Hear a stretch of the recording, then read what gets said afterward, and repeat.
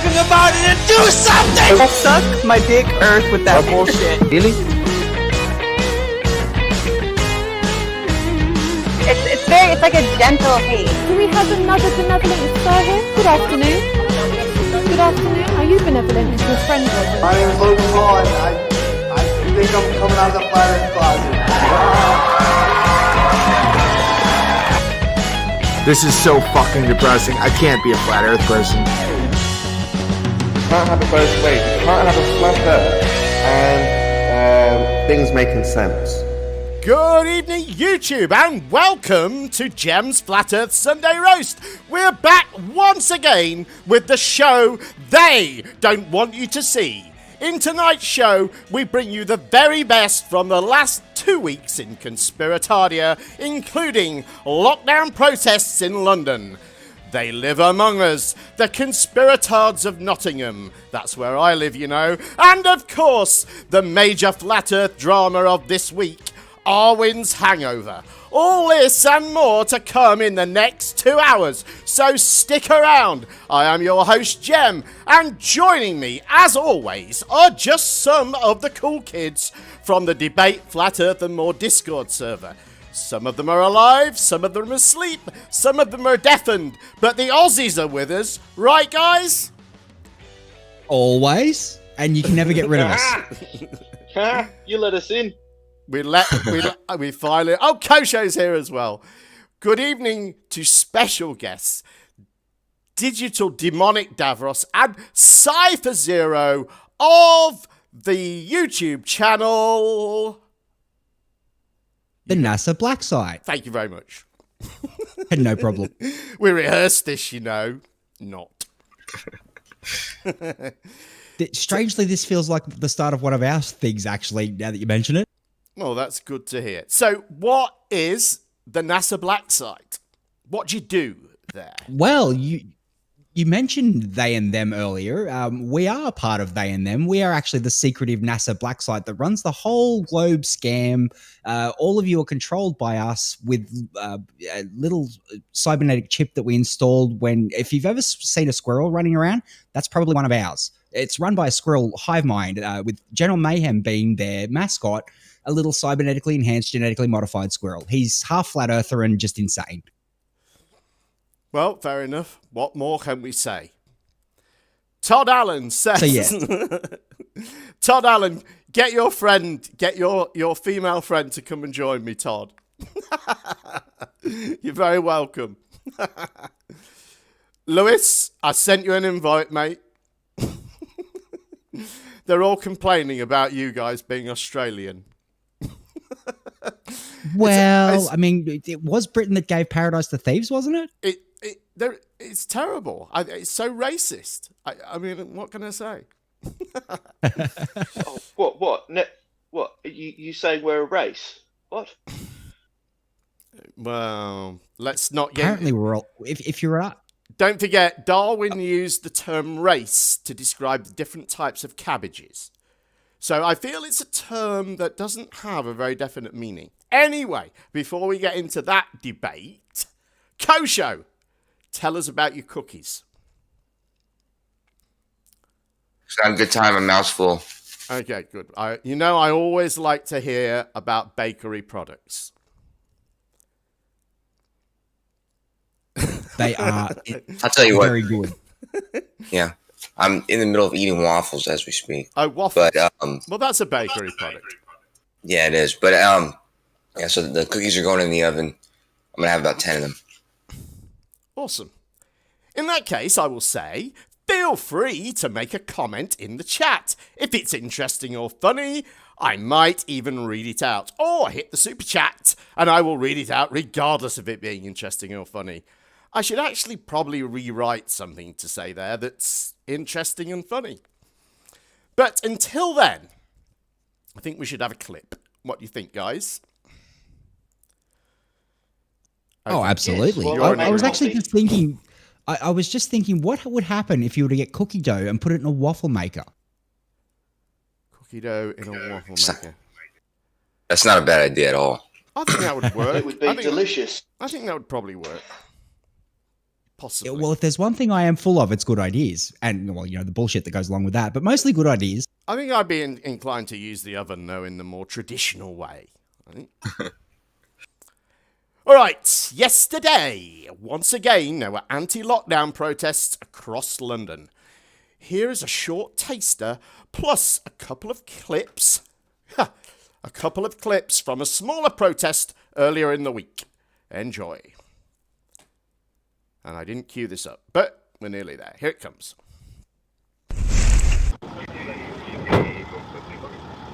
Sir? Madam, I believe I've met you before.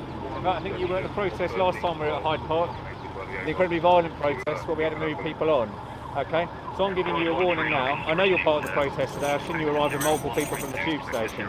If I see you part of the protest in Hyde Park later on, I or one of my officers will arrest you, okay? So I'm giving you a lawful direction to disperse and go home. Do you know that this is contravening the UN regulations? No, it's not, madam. Yes, it is. No, you do have rights to freedom of assembly and protest. No, but if you're going to talk to me about human rights, unfortunately, those are limited rights, they're not absolute rights, okay? Sorry. And the fact that we're in a global pandemic, and the fact that public health supersedes your rights. No, madam, I'm not having a legal discourse with you, okay? I'm not interested in what you have to say. What I'm telling you is that you need to go home, pull together, be part of the countrywide movement to try and combat this virus and not take part in what is unfortunately an illegal gathering. I appreciate you've got some views about the lockdown, but you can make those views heard through the correct processes, through your MP and through the normal parliamentary process. You need to return home or carry out an essential journey as part of the nationwide lockdown. If I see you as part of the protest later, you will be arrested, okay? What have you been arrested for, madam? What's your arrest for? Because I was walking on my own. You was walking on your own? Yes. Today, but just don't get in the way of the officers. I'm not in the way.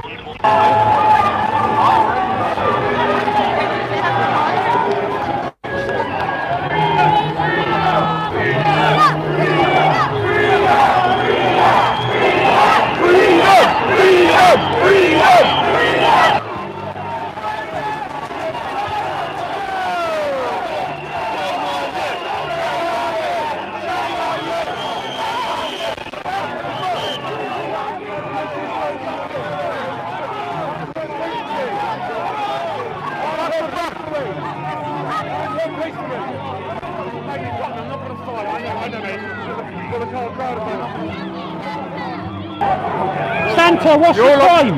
My crime is being Father Christmas walking through my capital city. I'm just trying to spread some love. I'm just trying to spread some Christmas cheer. This isn't freedom. I've done nothing wrong. I've done nothing. I'm a peaceful person.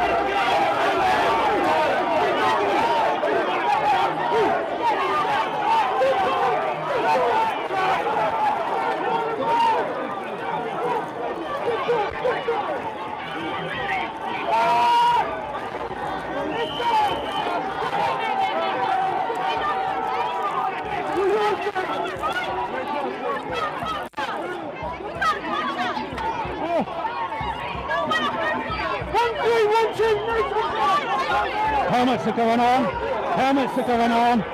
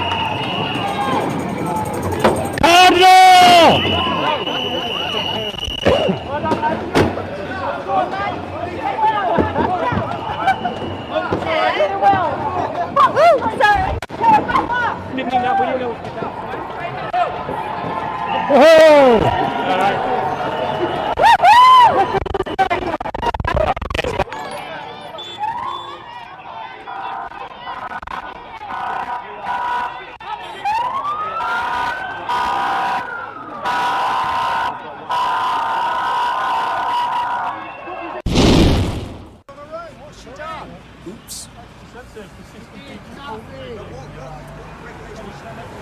My mistake. How many of them were there? 2 of them? 1 of them?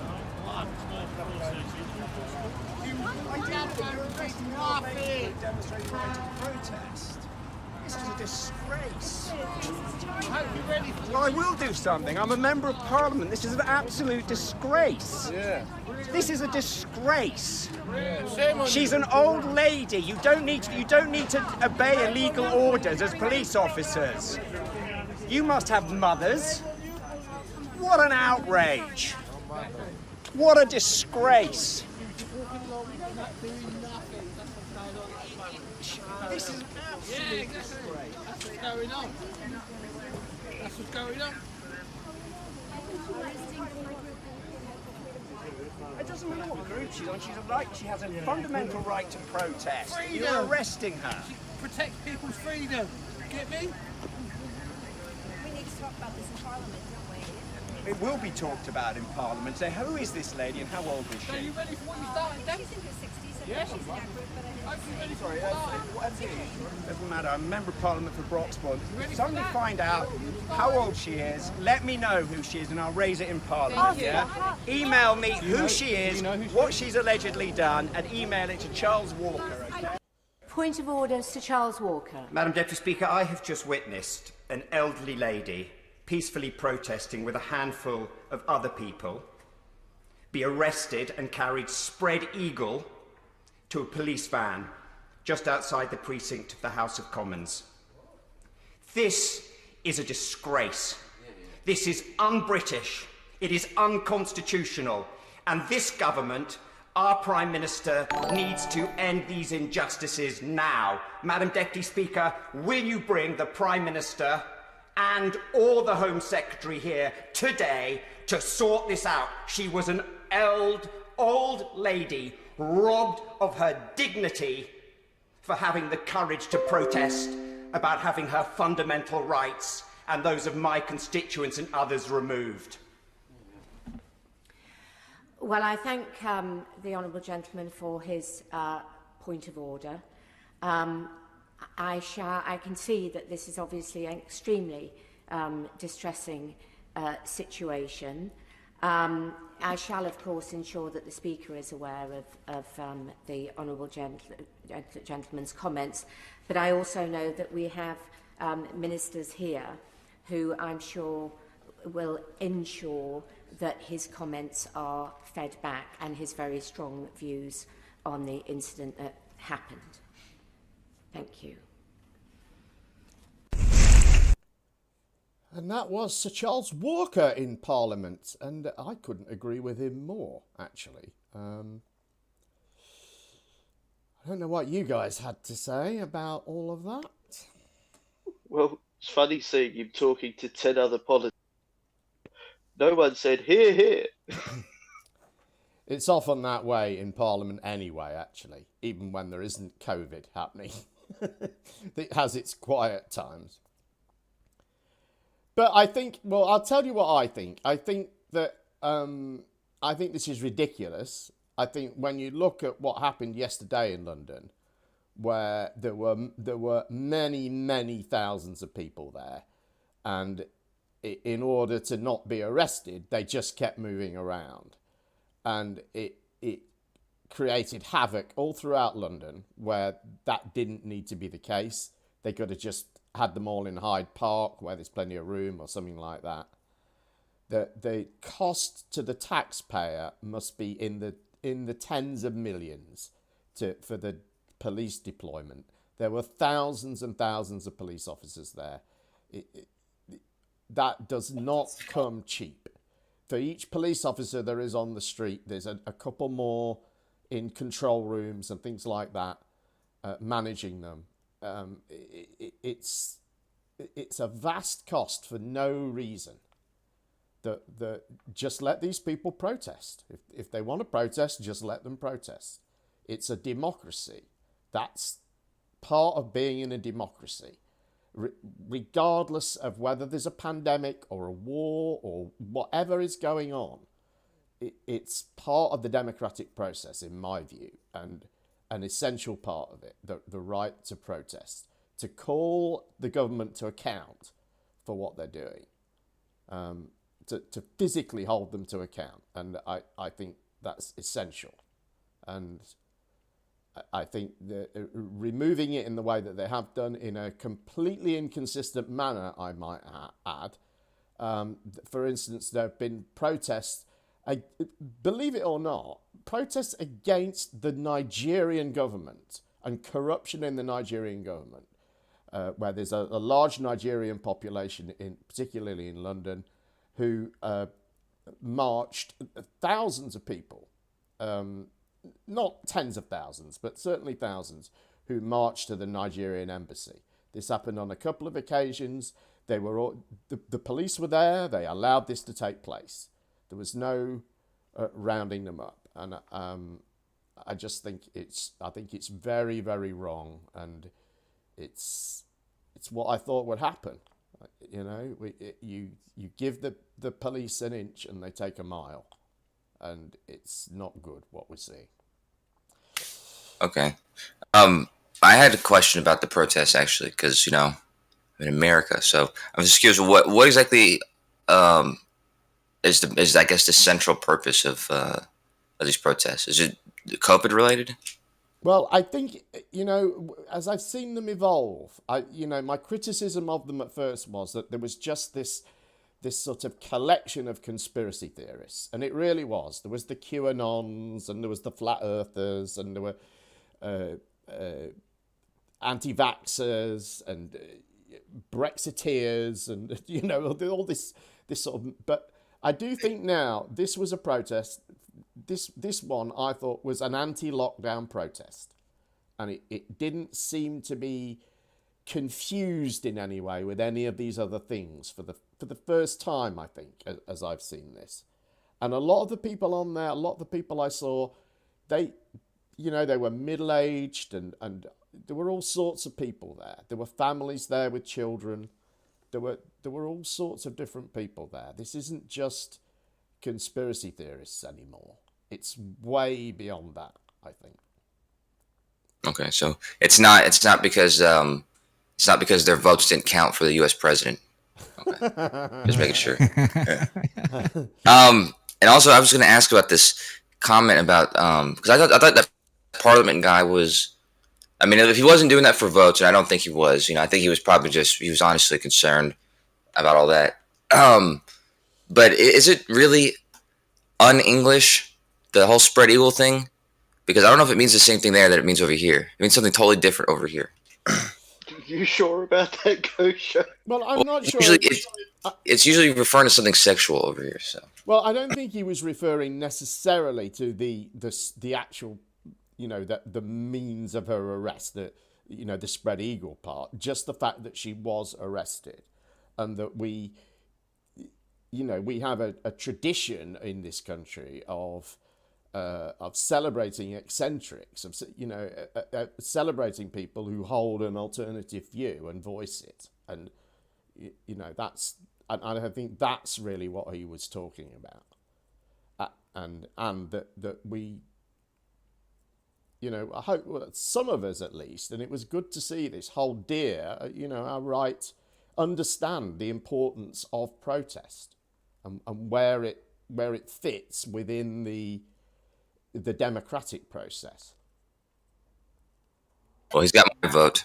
How does that work, by the way, the Parliament over there? Like, does it work the same way over here, where each kind of region has their own Parliament dude, and you can only vote for the people in your region or something. Right. So he might not even be your parliament guy. Right. It's not, it's similar to your electoral system, where you elect an MP locally, and the party that has the largest number of MPs that can form a majority in the House of Commons, they form the government.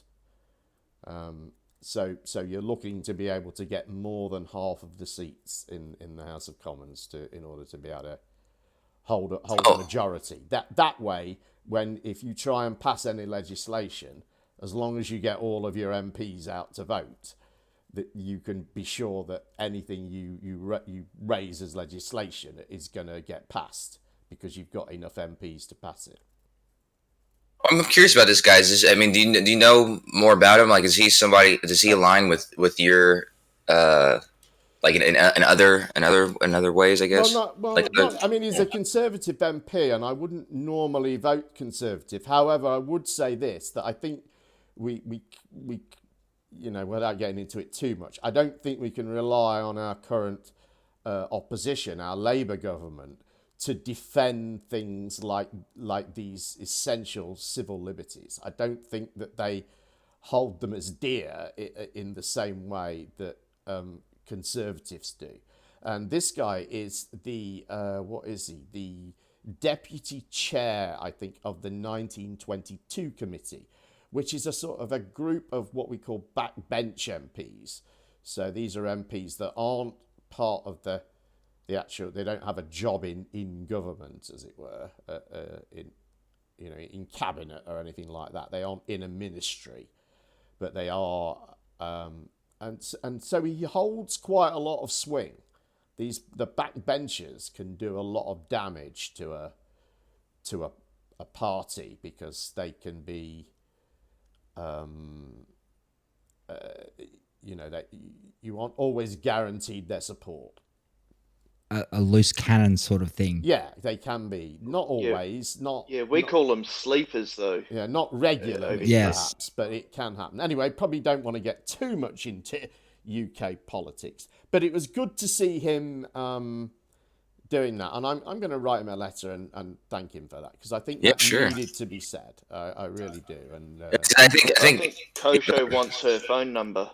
Screw you, Mr. Davros. No, but I think like these protests, ultimate goal is to get some kind of government, some kind of change in government to some extent, and I think just having him, speak about it in the parliament, I think hopefully it doesn't just end there, of course, but I mean that kind of is an effect in itself, like a result in itself.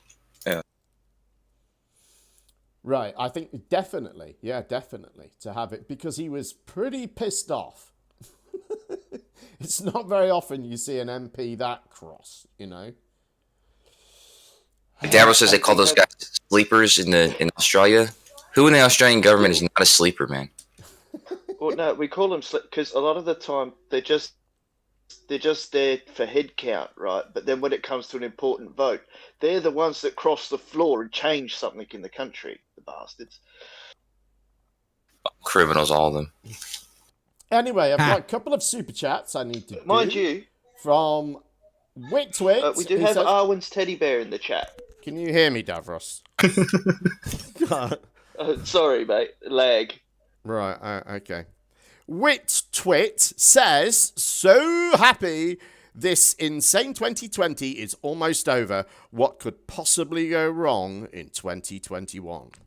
Oh, yes. Isn't that the truth? Oh, dear. Thank you, Witwit, for that super chat. And JD says, fight the Flat Earth Cult Fund, a.k.a. Jem's bank account.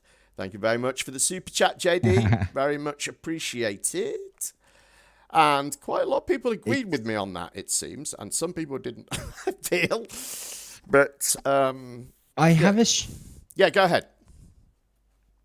I was just going to say, I have a strong feeling that the future calendars, we're going to see calendars up to 2019, and then all of a sudden there's going to be a skip to 2023, and then so on and so forth. I think they're just going to have to skip the next 4 years off the calendars because they're going to be pretty shit. I mean, from what we've seen of this year, if people don't wear their masks and start being more responsible, it's only going to keep going, honestly. It's a very difficult thing to deal with. We haven't had, a pandemic like this since the Black Plague that has nearly, there was the Ebola scare a few years ago, but that was sort of contained relatively quickly and stopped from spreading as much as it could have. So, always going to be difficult to manage something like this, no matter what it is. True. Although, having said that, I don't think you could make a worse job of it than the UK government. That's my view. Well, you could.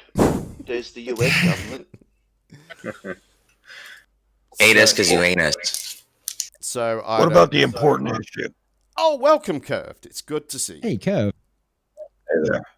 What about the important issue of the fate of the old lady? Is she out roaming the streets to criminal again? Well, generally what they seem to do with these arrests is they just arrest people, waste a load of their time, and then release them without charge. Bureaucracy, huh? Yeah. That's basically what they seem to be doing, to just spoil their fun so they don't come to the next one, I think, is the idea. And of course, I think they fine them as well, but whether those fines will ever get paid, I think it'll be a different story. We'll have to wait and see on that one. I'm just getting some news about that old lady, actually. Turns out she was only 27. Oh, God. And now Kosho is interested. No, I'm only kidding. All right. I didn't get to see. I didn't notice. Is she the same woman that the cop was talking to, like at the beginning, or is it a different woman? It's a different woman. Lady. Yeah, a different woman. The two clips at the end where you see her getting arrested, that was actually a couple of days before all those London protests. But I sort of tagged it on there because I thought it was relevant. Anyway, shall we have another clip? Fair enough. It's a bit of a weird one, this. A bit dark. It's kind of like, dark though. Oh. Yeah. All right. So the following clip comes courtesy of the ever benevolent Roxanne Glenn, who believed what this guy has to say. I don't. What do you think?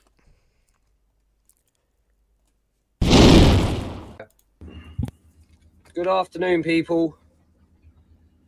So, I found myself in a very difficult position, okay? A very fucking difficult position. And let me tell you why. I work in a care home, okay? I work in a care home. I'm the maintenance manager, facilities manager, whatever you want to call it, okay? Now, I'm in a trusted enough position that I take documents to and from the GP surgery, from the GP back to the care home, and from the care home back to the GP surgery. Now, I need you to fucking listen to what I'm about to tell you, okay? Listen to me, because this is facts. This is the fucking truth. For all of you who don't know what a DNR form is, okay? A DNR form is a do not resuscitate form, okay? It's allow a natural death. So, regardless of whether you're 40, 50, 60, 70, 80, whatever, whether you're fucking bound to a wheelchair, whether you have no capacity at all, they are getting your family members to sign do not resuscitate forms. They're DNR forms, okay? Now, this is why I started to ask questions, because I know the people, I know the residents in the care home, okay? I know them well enough to know whether or not they should be signing a fucking DNR form. Do you understand? Let me tell you something. I guarantee you, if the family members knew what they are getting the fucking residents to sign, they wouldn't allow it. They wouldn't give consent. Although it is the residents' consent, whether or not they're going to sign the form or not, at least they would have the family influencing what they're going to be signing, okay? Some of these people don't have capacity, all right? And they're getting people to sign these DNR forms, which are do not resuscitate. Now, I could get fucked for posting this. I could get so fucking fucked, right? But I'm telling you, I'm going to show you this form, and I have to cover the information, right? But I'm going to show you what a DNR form looks like, okay? Listen to me, and you have to listen. You can't sit on the fucking fence anymore. You have to start using your fucking brain, all right? Because this could be your nan, this could be your brother, your fucking dad, anyone. You need to listen. Stop sitting on the fence, wearing a mask and wearing gloves and going around fucking sanitizing. This ain't time to be doing that shit, man. You need to fucking start listening to your heart. Listen to the people who you think are crazy. Because the people who think they're crazy are normally the ones who are going to change this fucking world. Look, right? Now, I have to cover this. I have to cover part of it. But I'm going to show you just a little bit of it, right? Listen to me, please. Allow a natural death form. Do not attempt resuscitation. Do you see that? See it? Allow a natural death form. Do not resuscitate. DNR. Listen to me. They're getting people to sign these forms without the family's consent. And this is why I'm in such a sticky position, because one of these people on this form shouldn't be fucking on there. It's one of my fucking friends. You know? It's someone who should not be on that form. And it's a fucking joke, mate. It's a fucking joke. Because these residents are locked down on their own. They've got no influence from the families, yeah? And they're getting pushed into signing these forms. People, you got to fucking listen. I'm not a man who cries easy. Trust me. I'm not a fucking guy who cries easy, mate. I'm a fucking tough man. But this is the time, guys, it's getting close where you're going to have to choose a side. You're going to have to choose a side. You can't sit on the fence anymore. You have to do your research and start waking the fuck up. Please.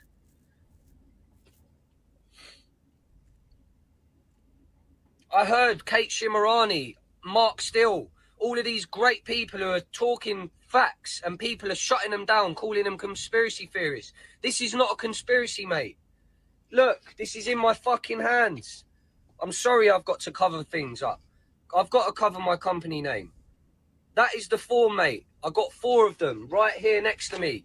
And one of the guys on there should not be on that fucking form.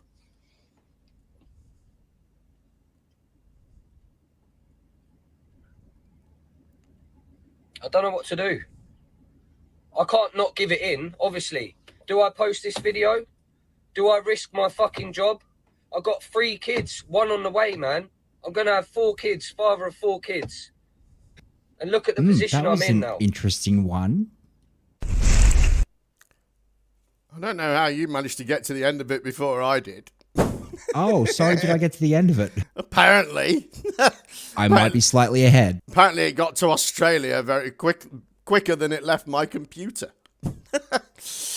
Anyway, not to worry. So, yeah, that is interesting, isn't it? I mean, I'll make this point that I sort of did a quick Google of this DNR forms thing, and it seems that they have been handed out in some nursing homes, I think. I don't know how widespread this is or anything like that. I think if they're being handed out inappropriately, that could be a problem. But I haven't really heard anything definite about it. However, this guy who tells us that he's the maintenance man in a nursing home, and yet apparently he's given signed medical documents that aren't in an envelope or anything that he can read, and he's given them to ferry backwards and forwards from a doctor's. And I don't believe that for a moment. I think that is just complete and utter bullshit. What do you think? Well, the DNR normally doesn't go back to the GP. It stays at the head of the bed. So when they come in to put the panels on, they go, "Uh-oh, DNR, do not resuscitate." Why would he take the form I can attest to that. somewhere else? Unless it's a copy. Maybe they have a copy with the GP as well. I don't know. But what's the GP going to do? I don't know. I don't know why you wouldn't. What gets me is, I mean, I don't know what the system would be. Maybe I should have spent some time looking at that. But it seems to me that at the very least, you would put these things in an envelope. You know, because he said he was moving them in both directions, to and from the GPs. You would put, this is confidential. This is people's, you know, this would be a breach of the Data Protection Act. You can't just have anybody reading this stuff. And I think at the very least it would be in an envelope, but I think more than that, you would use the postal service. You would put the thing in the post box, and the next day the GP would arrive at his surgery, and he would put it in his files. Why wouldn't you do that like a normal person does? Why would you have your maintenance man doing some like postal deliveries for you? How does that work? That is very odd. I worked in a nursing home many, many years ago, and as you stated, there would as Dav said, there'd be a DNR sheet at the head of the bed, and in the notes, both the AINs and the registered nurses all had access to the patient's medical files to look through them in case any of us needed to see what was there. So they were actually on a little folder, like a tray thing on the nurse's desk. And it would say in that, as well as on the bed, if there was a DNR order. And I find it really weird. I mean, if he's talking about one of the residents being one of his friends, I understand that bit. But again, why does the maintenance hand, you're right, the maintenance man have access to these documents? I don't think he even would need to know about that, right, in all honesty. Right. It just doesn't add up to me. So I don't know. I don't know if anyone in the chat knows anything about the procedure with these forms and who would have them and who should have them. Go ahead. My question is, did any of these families have power of attorney over said person? Because if they don't, it's the right of the person themselves to fill in that form. Right. I mean, I think what he's saying is that, if they haven't got their family there supporting them and advising them, then they might be persuaded to do it when they wouldn't have been had they had their family there. So I don't know how true that is, because I don't think anyone's cut off. People have got telephones and iPads and things like that. You know what I mean? They're not entirely cut off. And I don't know. I know it's been a favourite of Kate Shimarani, this whole DNR forms. And the guy did refer to Mark Steele, didn't he? And which sort of says a fair bit about him, I think. Well, here you go, James. And Hurston in the chat had said, hold on, the UK does not store medical records centrally. They have been trying to set up such a system and have still largely failed. Why are they passing DNA paperwork around for? Fake. I think there's probably some truth to that, actually. I don't know. And again, the guy said, I'm risking my job doing this and blah, blah, blah. So if it's such a risk, why would you put the video out? And if it is real, how is it that the maintenance man, again, has that paperwork? It doesn't add up. Didn't you see him say he's not an easy crier, and then he's crying? He's crying right there, man. Yeah. Right, I don't know. He was a bit. It was contradictory because he did also. He looks like he's trying to help out these old people, which is cool. But then one of his advice, it says, stop sanitizing stuff. Like, I don't know how that's it's not a problem to sanitize stuff. I don't know why you would stop doing that. Tell you what, it's one of the habits that I picked up being a nurse, washing my hands after I touched everything, and have done to this day. But wait. Clean kills, Kosho. Clean kills. I was going to say, so whether you wear your mask or not will determine whether that person signs a DNR form. Is that right? Apparently. Well, I look at it this way. The guy, I found him to be very convincing in the beginning because I view him as like the UK version of Jeremy to me. So, I gave him credence, and I thought his story made sense. It did disturb me when he mentioned Kate Shimarani and Mark Steele. And another, he's going to have 5 or 4 kids. Why is he not sure? That's so true. Yeah, and you're right. One of the things about Kate Shimarani and Mark Steele, they're not really that great at what they claim they're that great at. Just saying. True that. We got Lewis in the house. Yeah, welcome, Lewis. Thanks. Oh, good. I'm glad you can talk. As usual, I'm having my usual mid-show technical nightmare, and the cursor of my mouse has vanished. Sounds like you got squirrels in the wiring. I can see it highlighting things as I move around the screen, but there's no actual cursor. So I don't know if anybody knows how to find your cursor when it goes missing. If you do, tell me. Try moving it over a different window, because there's certain programs where the cursor is just like really dim and invisible almost. I don't know if you're moving it everywhere. Right. I'll move it around a bit. I won't fiddle too much in case I break something. Lewis, what do you think of the show so far, as we say in England? I think you've got some pretty good clips here. They're interesting. I think Davros and what's his name here? Cypher have some of the cringiest commentary I've ever heard in my life. Oh, cool. You're Australian. What do you expect? It's good. It's good that that the fans are arriving, Cypher. So there you go. Anyway, shall we have another clip? Which I can find the introduction for because it's on my other computer where I can see the mouse. You're going to like this one.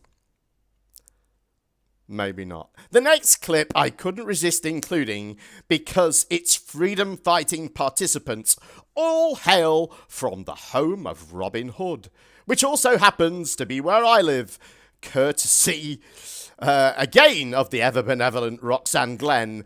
These are the top-flight nutters of Nottingham. Now, how am I going to do this? I guess like this. Yeah, that worked.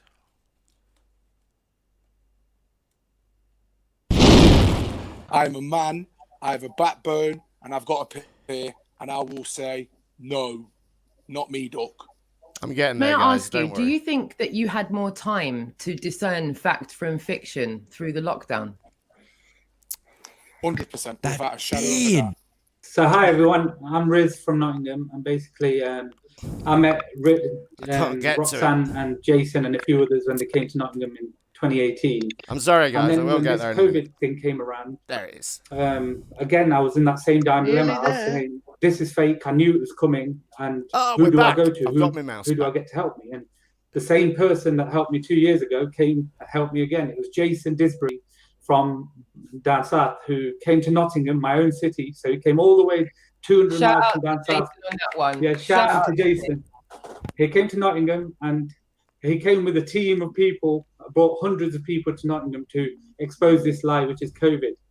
I've lost family and friends who don't believe me, who think I'm a nutter, and I've completely distanced myself from them. And I've made a new family of people who believe me, who are like-minded, but they're completely different to me. But we get along and unite through a common unity of love and wanting peace in the world and getting rid of all this corruption. So, do you know what I mean? With all of us educated people now, we need to be educating the world. We need to be listening to people like Dub FX and Mr. Traumatic and getting that sort of music down us so that we can actually like heighten our senses. Absolutely love Traumatic. Been listening to. Do you know what I mean? Heighten your senses, heighten your abilities. Do you know what I mean? When they go ahead with their Agenda 21 and the Great Reset, when they turn off the power to the homes in the winter, when the kids are freezing, when there's no lights, when there's no power, then we will know that that's coming and we're awake to it and we'll be prepared. But the people who are completely denying what we're saying will be deer in the headlights and they'll be the ones rioting and fighting the police. And they won't want to learn at that time. They'll just be trying to do what they did in the first lockdown, is buy toilet paper and buy essentials and rob houses. But this is what we're trying to use the time now to wake people up and say, look, this is coming. Be ready, be patient, and try to do it in a way which we can all work together and get it resolved. But we are really in serious situation here where this is what is happening, not just here but around the world, is a total takedown. It's a total takedown of society. And their goal is, I mean, I'm sure most of you have seen the Davos new reset. What that reset is really about is completely crashing the economy. And you can see them actually doing that now. They're bankrupting everywhere. They're bankrupting businesses, households, because they want you dependent on the state. If you're dependent on state handouts, then they've got you. No needle, no benefits. And that's what is happening all over the world, not just here. Police officers, they don't want to answer basic questions about coronavirus and cold and flu, being the same family, loads of things that they won't answer, and they're just there to do their job. We've caught them on camera numerous times this weekend saying, I'm just here to do my job, mate. I said, that's what the Nazis done. That's not good enough. No, it's not good enough. It's definitely not good enough. Tell that to your grandkid when it can't get out of its door, or go down in the lift to the bottom of the apartments because its chip won't allow it to get out the door. Yeah, because its phone's on red because it don't want to comply to having a vaccination. So, because this is what's coming in the future. I don't know if you lot see this, who were asleep. That's what's coming. You ain't going to have keys on your doors no more. You're going to have a little app, yeah, and it's going to be a little screen, and it's going to be an automated lock. And if your phone's on red, you ain't even getting out your ass. Yeah, and this is the year for it, and we were all born into this as indigo children or rainbow children or whatever, and we all knew that our future had this in it. I don't think it's a coincidence we've got shitloads of fluoride in the water as well. It's not a coincidence. I heard the other day that it's Soros that actually funds all that. Bill Gates has actually developed a vaccine which removes the God particle. So there's an area of your brain that basically thinks about God and gets impassioned and allows you to use your emotions. Well, Bill Gates has made a vaccine which will allow them to not think that. When you ask them about God, they'll be basically lobotomized. They won't be thinking with their passions. They'll be thinking like a robot. And that's what they're going to put in these vaccines.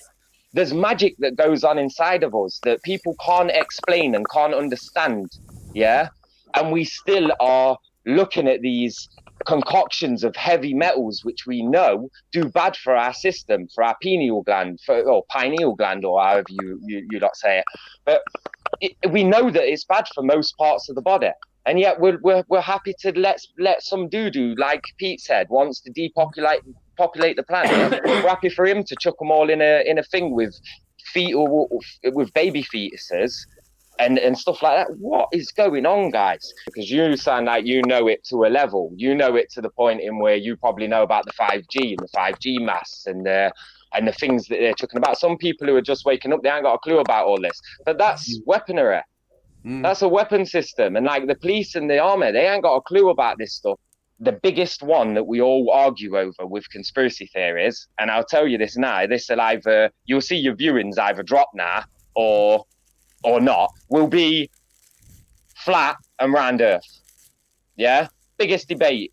Right, let me ask you something now. If your government were that trustworthy in that, why wouldn't they send a plane due west with a camera on and make it go round and come back on itself just to prove it? You're not going to get an argument from me, Sunshine. No, you ain't going to get an argument from no fucker. But the thing is the treaty's been signed, so you'll get blown out of the air. You can't do none of that stuff. And there's only been one thing we've ever agreed on in the past before all of this mass vaccine thing, and that's that you can't explore the Antarctica. John, it's this current disinformation campaign that we're currently experiencing has got to be the biggest one other than the other one. Well, a logical theory, people ask so often, why would they do it though? Why would they do it? Why would they make it seem round when it's actually flat? And I can tell you now as a warrior mentality, I can tell you, yeah? If you're a warrior and you've got your millions of followers and you know you're on the edge of an earth, yeah? You can look to your left, look to your right and go, right, we're going to take all of that and forward. And we're going to leave posts everywhere to make sure we get it all, yeah?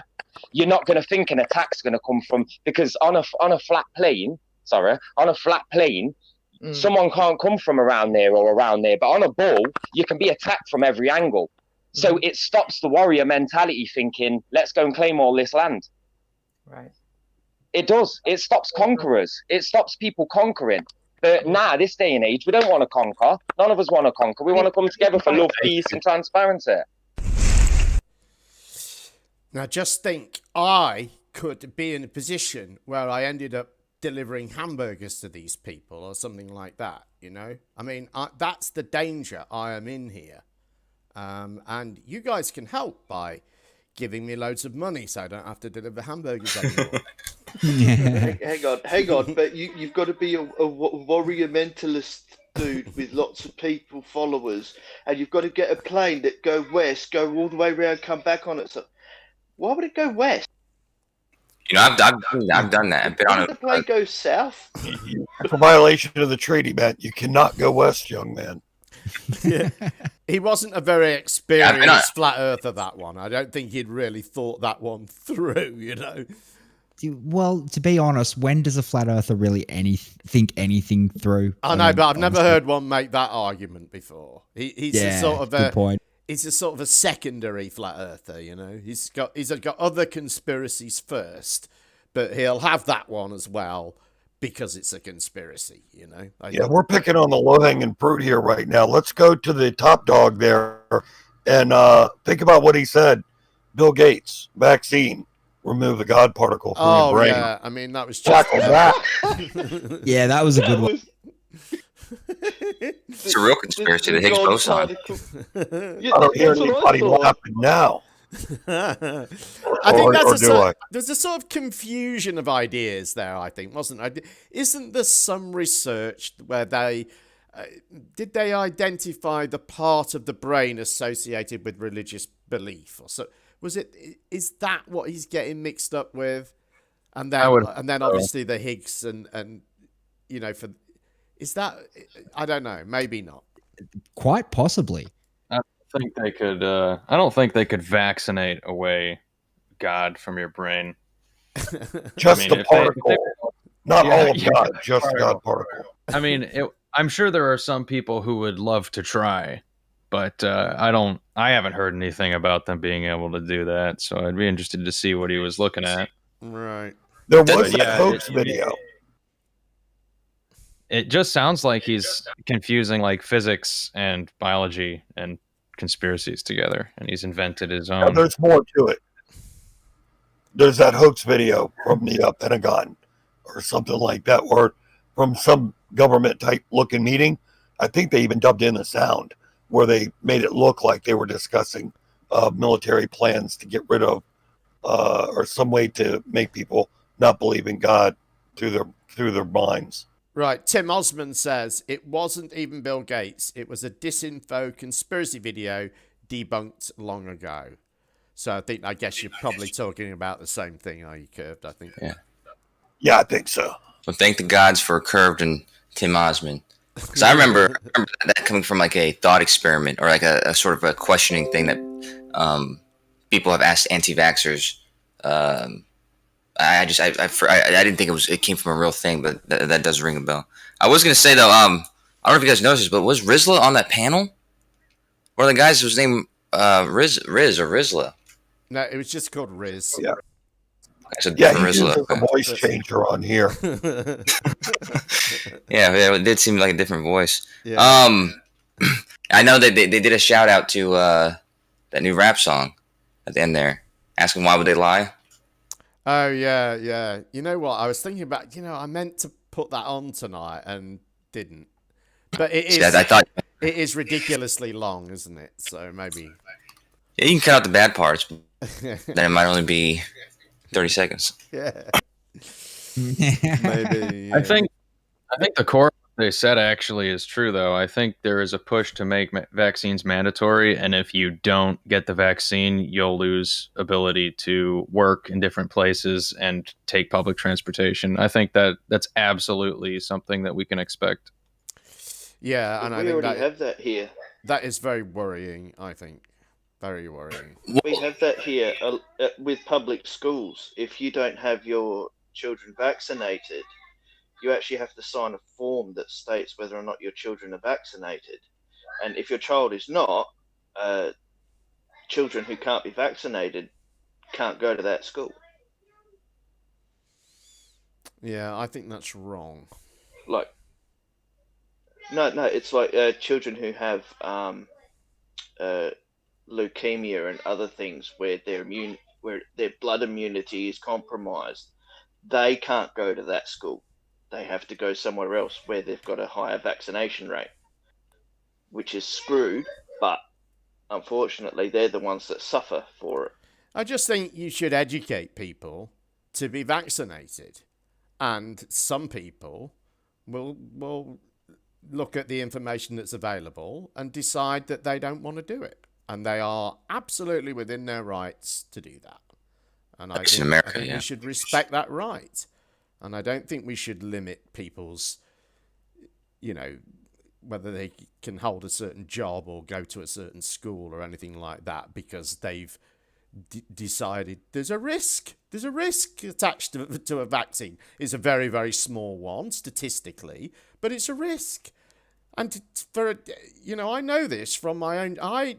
My children were vaccinated, but it wasn't. We didn't just go and get them vaccinated. We took time to consider whether we should get them vaccinated, given that there is a risk that it can, have the profound effects on your child. And to take as a new parent especially, to take a perfectly healthy child to somebody you don't know and have them stick a needle in their arm and pump them full of you don't know what is completely counterintuitive to being a parent.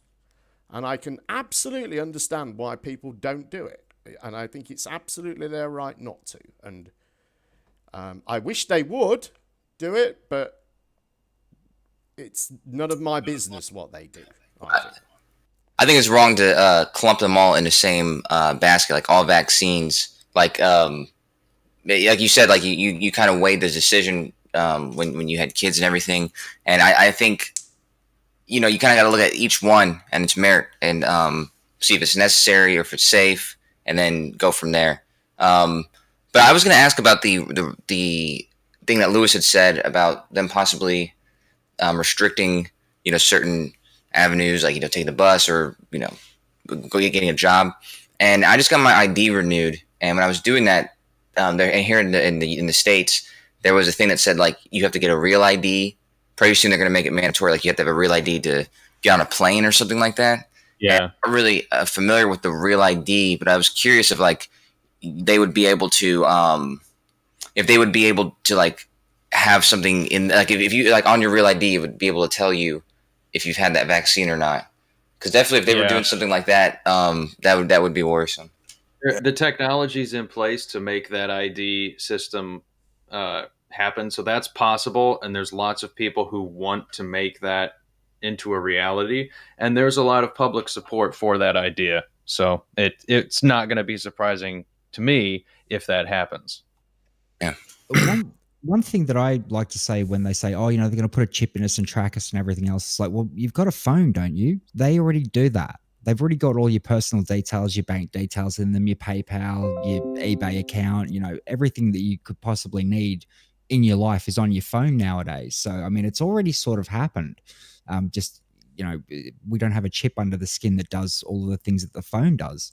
And I honestly can't see it getting to that point where, we're getting implants in the back of our necks that they can scan to, tell us who we are and what our blood type is and everything. I mean, that information can be stored in your phone. It's however, the device exists. Gates has created this ID 2020 thing, which is basically it's a sugar needle, tiny needle made of sugar that contains the chip, and they can sort of inject you with this very easily, and I think the sugar just dissolves, and you're left with this chip in you. And I think that they're mainly aiming this, I believe, at kind of the third world to sort of make monitoring health a lot easier. But the device exists. It's, I don't know. It's worrying. Another it's aspect scary, of Sorry, go ahead, Liz. Sorry.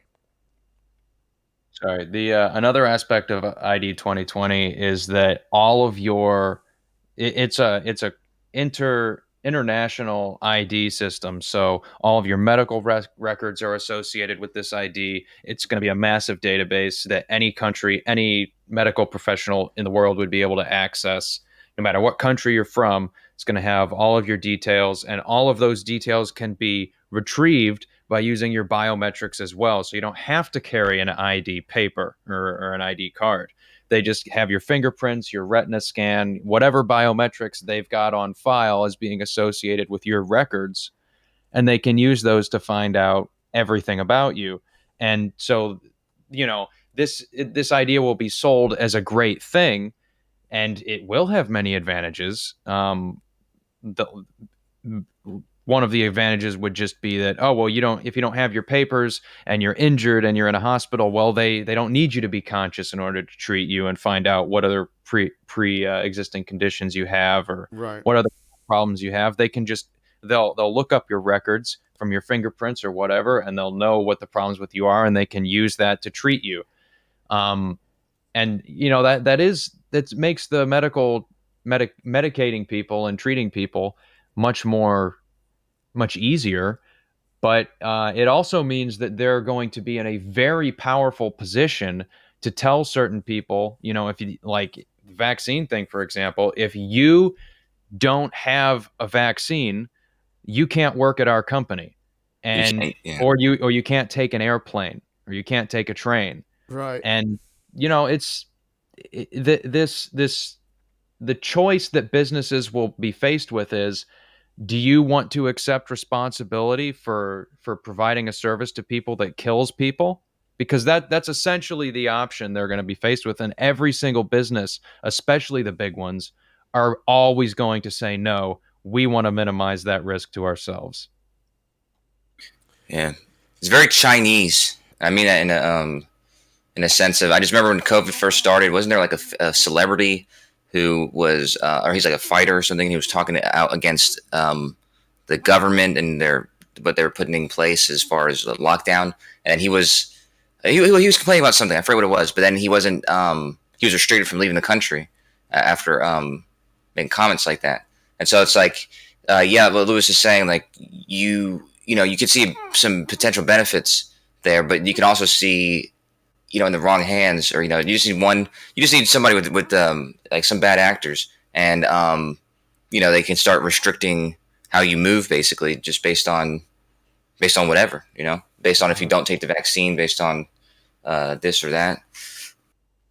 So I mean, because definitely I don't know about the real ID, I mean the 2020 ID or whatever, but the real ID, at least they do say that if you don't have one pretty soon, you can't take like internet or interstate real planes ID, or whatever.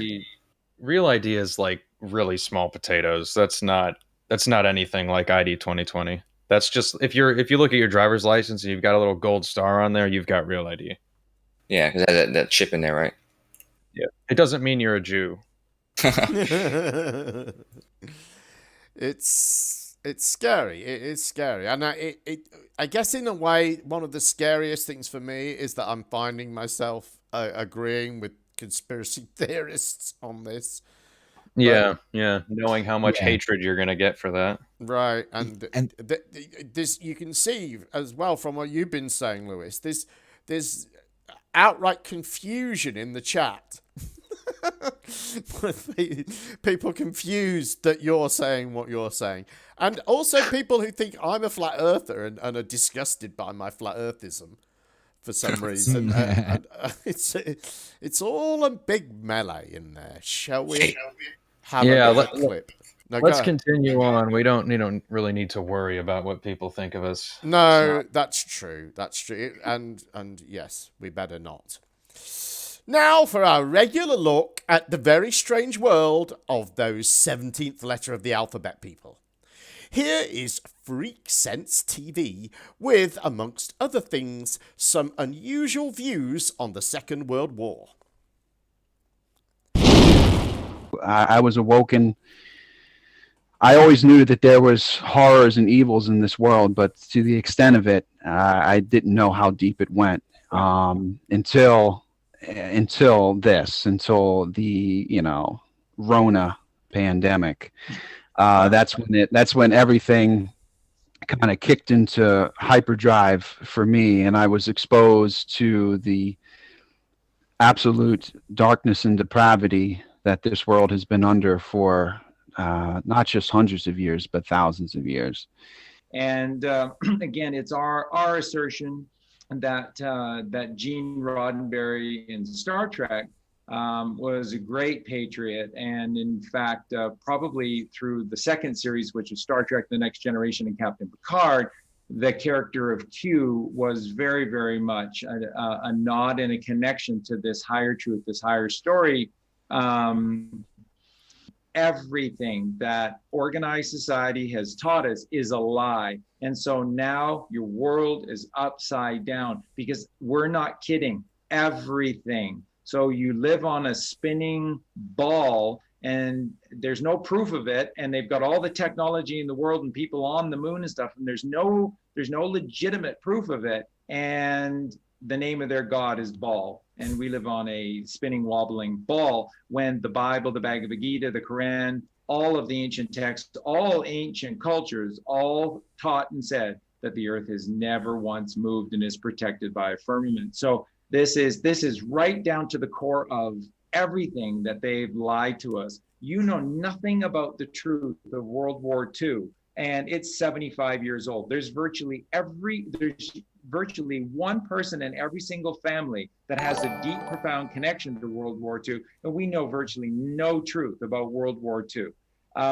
So there is a profound truth to World War II, and that is that the person and the country at the time that was attempting to take the head of the Hydra down and made the mistake of, and it's not a mistake, it's just what was possible then, was taking back their own country and then looking to defend their nation. And then that nation was surrounded, and everybody in the world came to hate them beyond description. There was no fact and evidence at the time, but during World War II, everything was blamed on this one person in this one country. All of the narratives were against us, and now that country, that person are the greatest demons in history. And all that person was trying to do was trying to take the head of the cabal down. Where Trump and the Q team have succeeded, where others before failed, like JFK in the United States in 1963, is that you have to take the head of the Hydra off first. And believe me, there was a night. This will come out. It will be a book. It will be a movie. It'll be a movie series. It'll be the most profound thing, because there was a night where our fortunes and fate hung in the balance, because where the Q team won and others have lost is they took the head of the Hydra off first. And it's, again, just incredible that you mentioned 11/11/17, because 11/11/17 is the date of real remembrance, and it will ultimately go down in history as the ultimate, penultimate remembrance day in our history. And I don't want to say too much more to that, but that helps, I think, many of you understand the backstory to all of this, the takedown of the cabal from A to Z. It succeeded because the head was cut off. Flynn has been exonerated. The Kraken has been released. When we say the NSA has it all, they have it all. They have it all. They literally have it all. There's nothing that can stop what's coming. There's no, they can't run. They can't hide. They can't. It's over. They have it all. If people can just, wrap their heads around the facts that this was not an election, this was in all truth, this was literally the most massive, most intricate, most brilliant sting operation that has ever been commenced on this planet. I mean, this was the biggest trap with the biggest piece of cheese ever laid out for these demons, and they ran right in, they took it, they ate it all, and now they're going to choke. So if people can literally just wrap their heads around that I still see many people out there that are still stuck on the fact that he's, that he didn't win. I'm going to stand by this, and I'm going to stand by this firmly, and I know that all of us will too. He won. Everyone relax. Let this play out the way it needs to play out. Would you rather we take it slow and get it right, or would you rather we rush it and get it wrong? I've said it before, we cannot make any mistakes here, and everything is lining up brilliantly and beautifully right now. And yes, no, the children won't come out initially, but this biblical catalyst will lead to that eventually down the road. And it's going to come, and I truly do feel that everything that's coming out is going to come out in a way that we can initially handle it. Because if they literally just revealed what was going on with the children right away, I believe that we would have absolute mass suicides all over the place.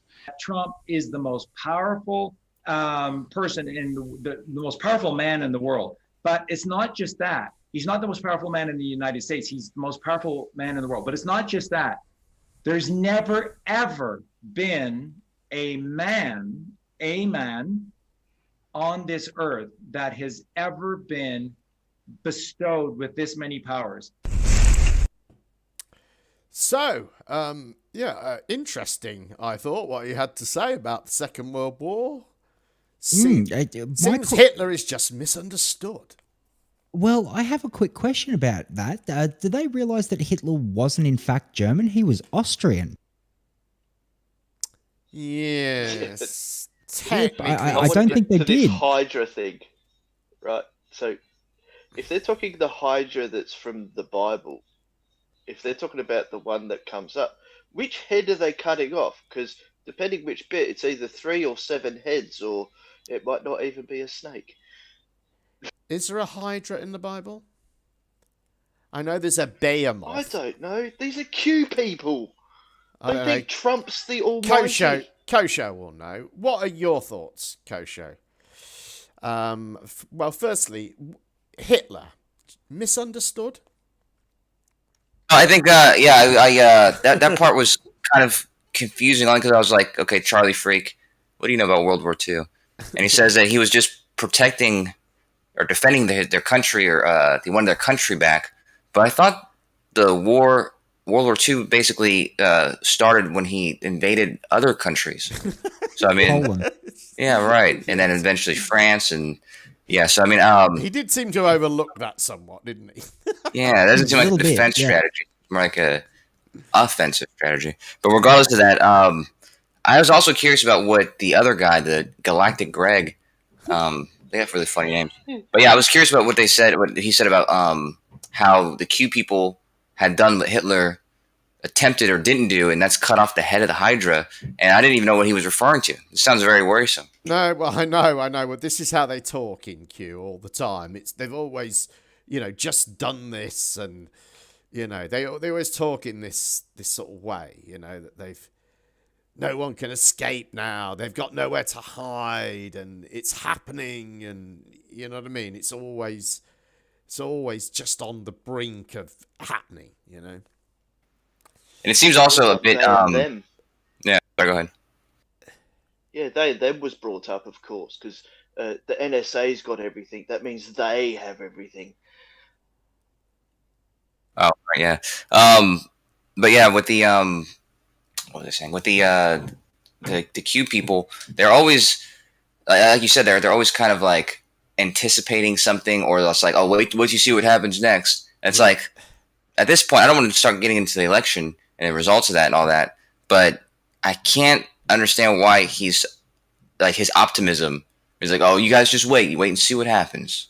Yeah, well, they're all like that. We had Dolly Daydream, didn't we, on the last one, and she was saying sort of similar stuff, Oh, it's all about to happen, and you've got to get ready for it, and, and I think that's kind of, I don't think it's anything new for them, because that's how it's been all the way through. Hillary's always just about to be arrested, or she's just been arrested, or,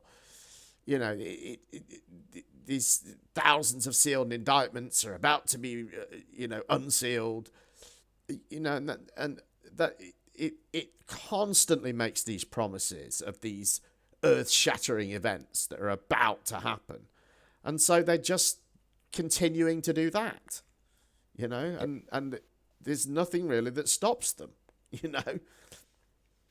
Bring up just one thing real quick. I don't want to bring up the anti-Semitism kind of thing, but it is there always seems to be it's like a reluctancy to outright say what you're meaning to say, Right. but at the same time, like beating around because there's people who use this term like grabbler, and they say things like that, and they say things like how Hitler tried to cut off the head of the Hydra, and now the Q people are going to be successful. It makes it seem like they're talking about something without talking about it, and that does kind of obviously because I'm a Jew, you know, so it kind of does maybe work a little bit. Well, I've never heard any Q people say that before. I was really quite surprised to hear that, you know. Because, you know, I've heard it described as a right-wing conspiracy, but I didn't know it was like that right-wing. Do you know what I mean? Well, yeah, I mean, that's why it's like, it'd be better if if certain people would just be more direct with it. Because if you're going to be anti-Semitic or whatever, or, you know, claim somebody is doing this or doing that, then just go ahead and say it. Because it does, if you're vague about it, it's like, wait, what is he saying about, you know? So I'm still hoping there's some clarity there. I don't know if somebody else knows what he meant when he said that, but it sounded like he said something had already been done, like they were already successful in doing it. Right. I don't know what he meant by that. I like I say, I think it's all just part of the standard Q fantasy, really, to say something has happened, but not really say what, you know. Anyway. The Hydra was Greek mythology. Globomon pointed that out in the chat, and it was nagging me. I was like, "Where is that from?" And it's Greek mythology. Yeah, but hang on. They bring at the start of that conversation, they bring up the Bible, the Bhagavad Gita, and the Torah, right? So obviously they're trying to bring a religious connotation to this Hydra thing, that Hitler had to cut the head off to be able to take power, but he wasn't successful because he was protecting so-and-so from such and such. And the fact that JFK failed because they took him out before he could cut the head off the Hydra. I think that's how that worked. Cool. It is a weird fantasy, though, to put JFK and Hitler on the same... They had the same goals. I don't really think they did. And they're very sort of religious in the way that they talk about this. I don't know if religious is quite the right word, but the way they talk about it in this sort of emphatic way, it's pretty weird. Oh, and I think it is actually. Yeah, sorry, go ahead. Someone noticed in the chat as it slipped by, he used the word "inner stand" instead of "understand." He said "inner stand." They think that's one of those words that's like one of those spell, like they say these words like spell and cursing, and they think it's all magic related, and understands one of those words. He was a flat earther as well. Did I include that clip where he talked about the shape of the earth? He was actually a flat earther as well, that guy. Anyway, the Freaky Greg or Freaky, whatever his name was, Freaky. The Freak Sense TV guy, the one on the left, as we look. Right, Charlie Freak. Charlie Freak, yeah. Yeah, I was going to say this, and I didn't want to because I didn't want to offend anybody who's a Christian. But you did bring the religious aspect, and it does kind of parallel, or it echoes kind of the same ideas people had about Jesus back in, like when Jesus was first around. Like the ideas of his second coming, doesn't it stem from, you know, when he originally died a long time ago? And so it's like people they're saying, "Oh yeah, he's coming back now." And it's like 2,000 years later, and it's kind of like the Q people. They're gonna keep like saying like, "Oh, this thing's happening. It's still gonna happen," and it's like they're waiting like, you know, years in the future. Yeah. Maybe I just saw that. Yeah. I mean, I don't know how that. I don't know. They don't care. I think because the people who've been in it a long while must know. They must have that feeling that they've been, you know, let down in the past by this many times. But I don't think they care as long as it keeps promising something in the future, you know. I don't know. And there is always a couple. There's always like a vagueness to the prophecies or whatever, or to the things that are supposed to happen. And so when some of them slightly happen, or something resembles it happening, you know, they can take that win and carry it on to. Yeah, because they all talk about how accurate Q has been, and you know they'll all say that. But I think I'm right in saying still there haven't been any Q drops since the election. think that's right. There That's hadn't fascinating. like a week ago or something like that. So the Q has just gone quiet, but that's happened before apparently. Funny that. Yeah. Q quiet. Where does he make these Q drops? I forget. 8 kun is it called? 8 kun. Right. K-U-N. 8chan. No, it's called 8 kun now. Fair enough. Anyway, let's have another clip, shall we? Let's do it to it. We're going to move away from this dark and dingy stuff now and do some flat earthing. Last week saw the release of Flat Earth Simulator, a PC game available on Steam. Take a quick look. Shit, where's me window? There it is.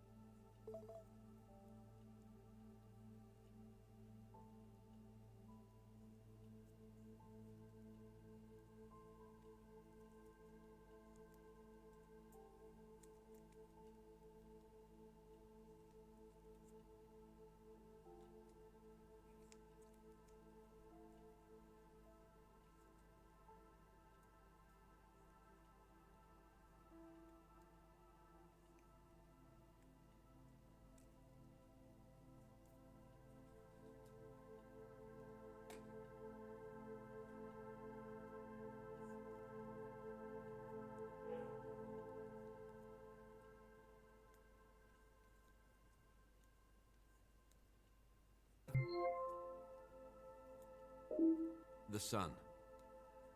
The Sun is a revolving sphere. It has a diameter of 32 miles and is located approximately 3,000 miles above the surface of the Earth. Is there meant to be sound, Jim? Together with the moon, There the will Sun be in a minute. rotates around a mysterious central point of rotation.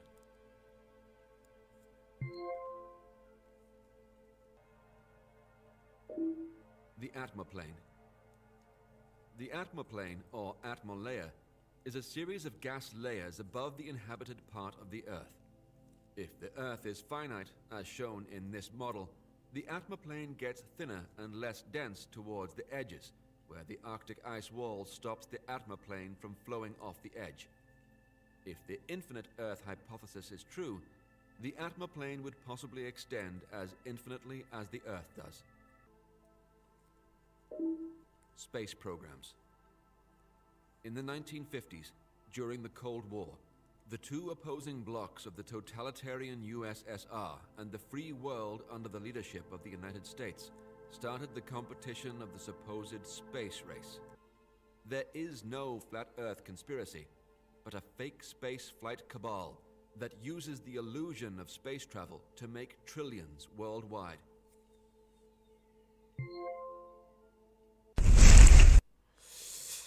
So that was Flat Earth Simulator, which is, I think, £3.99 on Steam. I don't know, I guess that's about $5 or $6 or something like that.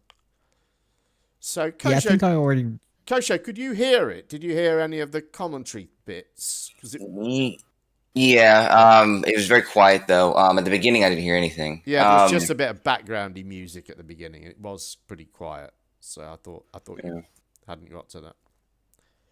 Yeah, sorry, go ahead. It refers to the atmo plane. I was just going to say, I think I already won a refund on that. Go on, Cypher. Is it known who's made this? Let me have a look. See if I can find it. Yeah.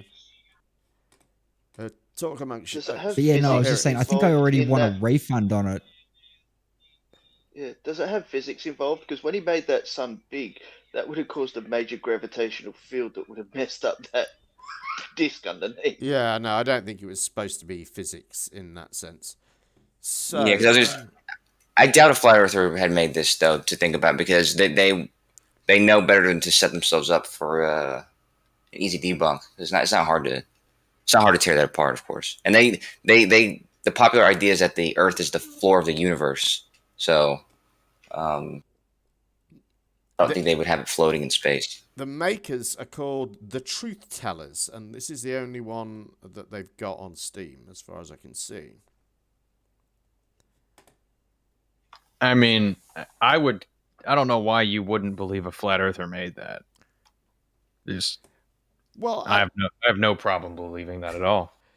I'll tell you why. Because for one thing, they've got, the flat earth sort of floating in space, and flatties are kind of really, really gone off that idea nowadays. And then, for instance, like with the sun, they said, oh, well, the sun's a round, I think they said a sphere or something like that. And I don't think a lot of flat earthers don't want to admit to that, do they? You know what I mean? They say we don't know what it is and that sort of thing. So it was a sort of, I don't know, it seemed a bit like a non-flat earther's flat earth to me. I don't know. It seemed very half-hearted, and again, I can debunk the thing straight away because the sun moving on that thing doesn't move the same way it does here. Where I live, I should never be able to see the disk of the sun in Australia. It should always be north of me towards Brisbane, but it's at the moment at about midday. It's going to be nearly directly over my house, and then it'll start to set off to the southwest as the afternoon moves on. And it's actually moving a bit further southwest every single day now. And it's going to, on the 22nd of December, start coming back the other way. So again, I'm still waiting on a flat earther to explain that to me. That's a globe lie. You know that. And no flat earthers on the panel. When has something being full of holes ever stopped a flat earther? Well, good point. Right. Yeah, I was thinking about, what's his name? What's the guy who made the Flat Earth app or whatever? David Weiss. Yeah, David Weiss. Yeah, because he's gone ahead and done something that can easily be debunked as well. So yeah, I agree. I mean, it could have been done by Flat Earther. There was a comment here I just wanted to read. Where has it gone? Oh yeah, here it is. This is a comment on Steam. It says, "I just can't unsee it." Yeah, that's a good one. You can go both ways, though. This is obviously not from a flat earther. How many times do we have to tell you we don't have a model? Right, Yeah, right. exactly. That would be the other thing, wouldn't it? That would definitely be there. Jem, I'd ask Stingray whether he did it or not. Hey, Jem, I just wanted to help out Todd in the chat because he's left a super chat a little bit. I know. I was just about to do that when you said that. Because I forgot the last time. I'm so sorry, Todd. Who says P. Mars has been recently doxxed? Shout out to the Pinkletons. Should that have been Pinkertons rather than Pinkletons? I think maybe it's a different group. I'm sorry, Todd. I left that so long. I do apologize. It was I kept meaning to get in there, but there you go. Anyway, Curve, what do you think? But yeah, Stop straw modeling me. I like that, man. I hope that gets picked up. Any thoughts, Lewis? Is Lewis still with us? Yeah, I'm still here. They always, in these presentations, they always have this tone of voice like, well, that's that sorted. There you go, everyone. Yeah, that's true, yeah. One thing that does lead to believe that it could be Flat Earth made is the fact that he's using the Atmos plane. Because, Yeah, that was a bit of a giveaway, yeah. Yeah, that's true. Anyway, you're going to see a lot more of that, Lewis, coming up. Oh, boy. Hey, wait. How much longer do we have till Arwijn shows up? Oh, well, right now. Oh, yes. Woo! Perfect segue. Yes. Yes, so let's say next, a flatty we haven't featured for a while, our old friend Arwijn, who sadly has been very seriously ill. Happily for us, though, he opted to live stream this illness and his partial recovery. Let's take a look. Yeah, lucky us.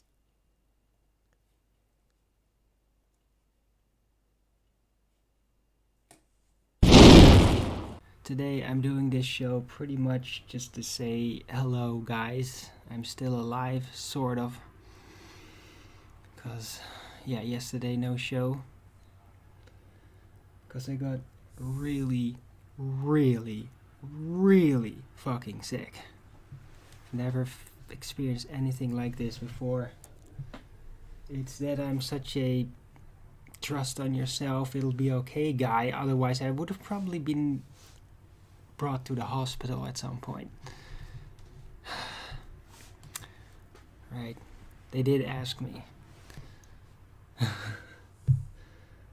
Saturday night, the Ballbusters, and I was very stupid. Because I drank way too much for my own good, and even thinking about it, just a trace of thought about it already nauseates me.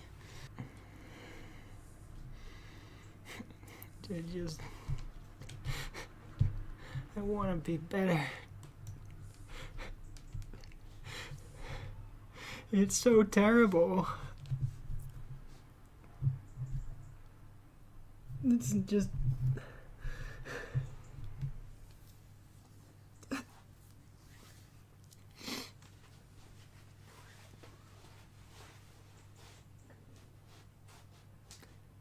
It's okay, guys.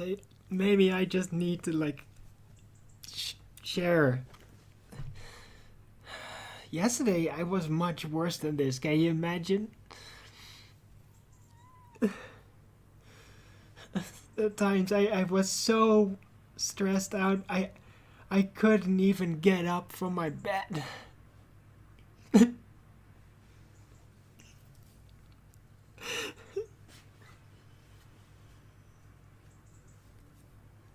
But I'll be alright, you know.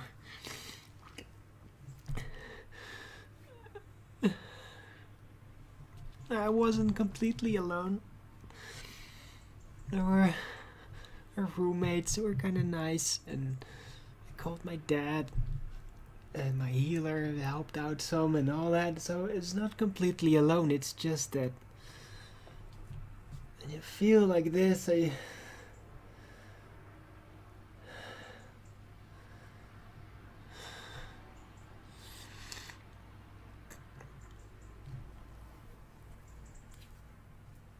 hope I'll be better soon.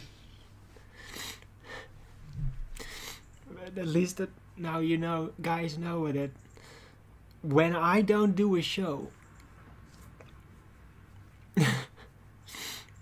it's bad. So what exactly happened? I drank too much alcohol and didn't eat properly, and then sort of fell asleep, and then I got sick really bad the next day.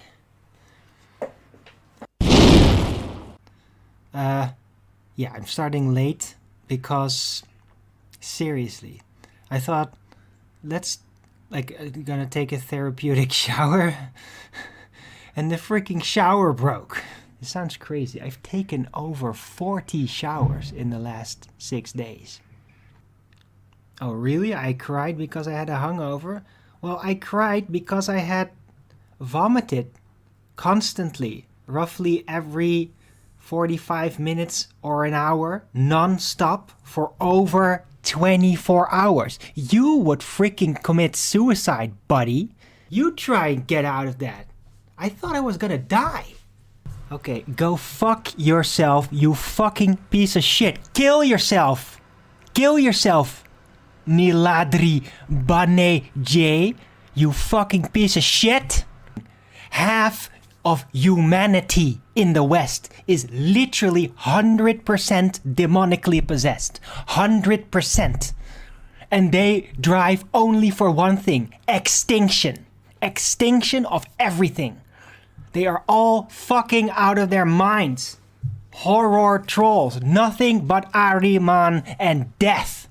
It's so horrific now that I've sobered up. I haven't smoked anything. Nothing, not even tobacco, no, nothing. I got all kinds of senses, Everybody is freaking demon possessed, and not a little, like totally, until death, demon possessed, until death. These people, if they don't in some way are forced to commit suicide, it's gonna get so bloody that literally in a week's time, half the population is gonna die, I think, at some point. And it's gonna go overnight. Literally, people just start slaughtering. And I'll be ready. I'll hack all their fucking heads off. I'll hack them apart, you disgusting demons. I'll fucking kill you all. Now it has to be utterly destroyed. These people are fucking insane. And they need to be exterminated. This plague must be exterminated. And I don't give a shit if I'm gonna be arrested for this. Come and get me, you piece of shit! No, there's actual people out there that are so corrupt.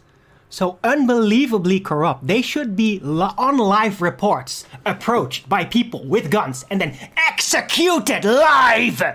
It should happen! These monsters should die! I'm not talking about your fucking precious right-wing politicians. Ooh, the Trump, because that's what the left wants. Oh, everybody wants to do exactly how I describe it to them. Because they're some kind of virtue threat. No, these fucking leftists need to be executed. Executed publicly, on camera, so that everybody gets to see. This will kill you. We don't give a shit what you want. Stop the demonic shit now. Stop your hypocrisy. Stop corrupting everybody. Stop ripping everything off. Stop destroying everything that is good. Everything conceivable that is good. You're destroying everything. Stop it now or you will be executed. I'm done with the fucking ballers. These fucking cowardly, ninny, maniac, double-thinking, hell-drowning pieces of shit that'll lie for a lifetime just to not learn their fucking basic 0.1 lesson. You stupid retards. Why don't you commit suicide? You fucking sickos. No fucking vaccine under any condition. I'd take a vitamin shot perhaps. No fucking vaccine ever. Ever. Under any circumstance. You know why? Because they fucking put chips in them. Yeah. Oh, you think that's happening now? Yeah, that's happened since the fucking beginning. Over 100 years. 100 years. Chips in the vaccines over 100 years. And I know what they do. I know what those fucking chips do, bitch. I know it now. Yeah, Dr. Hammer. Yeah, it's so shocking. I didn't even want to talk about it when I first discovered it.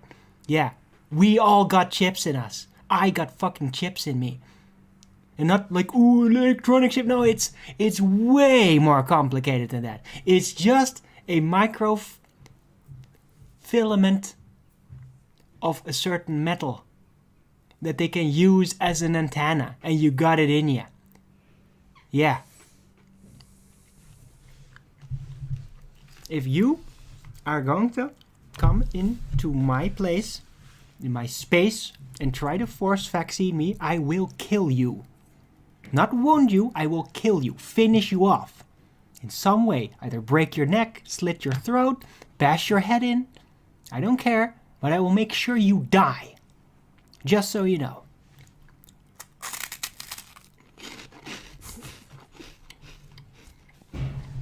Well, that's fine. I don't give a shit anymore. I don't give a shit if you literally stamp Hitler on every photo of me.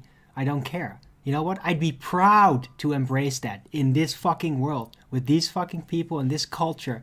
What has become of it? Yeah? Oh, God. What?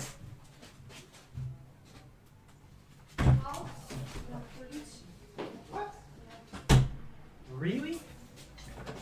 Oh, Jesus, guys, there's actually police here. This is crazy.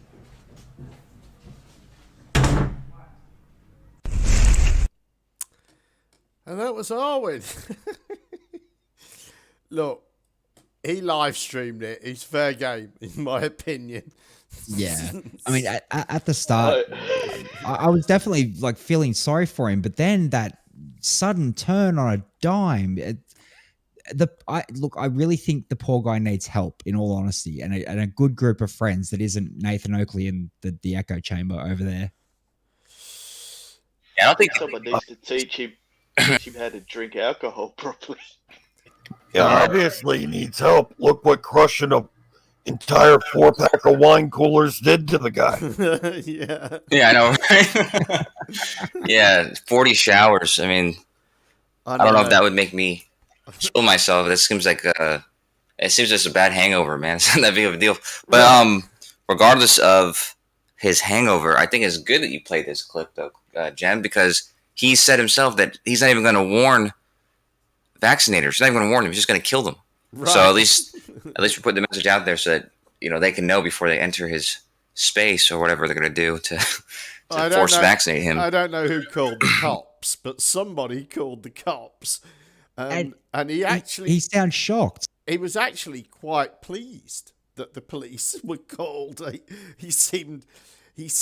Wow. I think he seemed to feel that it sort of added to his notoriety in some sense, Yeah, that's probably it. What ended up happening? Is he back to threaten people online? Yeah, I mean that's right, because what you see next in that hangout is there's a gap for about 4 minutes or something where you can sort of hear a conversation going on behind a door somewhere, and then he comes back in and he's sort of, oh, well, that was the police, and they just asked me what was going on, and, because I'd been shouting and stuff, and they asked me if I would just sort of stop doing that, and they checked I was all right, and, I'm quite glad about that, really, he's going, that they're there to check on people, and he seemed quite pleased with the whole thing.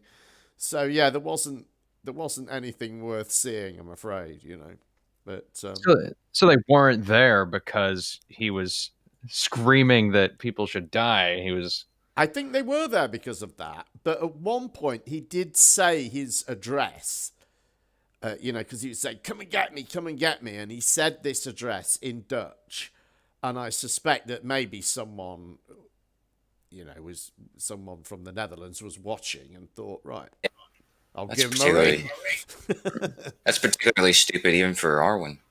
Yeah, well, and then when he's on there threatening to kill people and stuff, the police are probably going to pop round and have a word, aren't they? And just have a look at you, I mean, I don't know what his living situation is exactly, but does he have roommates? Because he said he did, yeah. Yeah, he did. I feel like if I was a roommate and I heard that sort of thing, I might call the police. I don't know. Yeah, well, that's what I was thinking, that it's possible that somebody... at first I thought you meant somebody online called the police, and then when you said the police came because of the noise, it made it seem like somebody in his apartment or near his apartment or something had called the police. Possibly. But it could be really one of the could be either of those, yeah.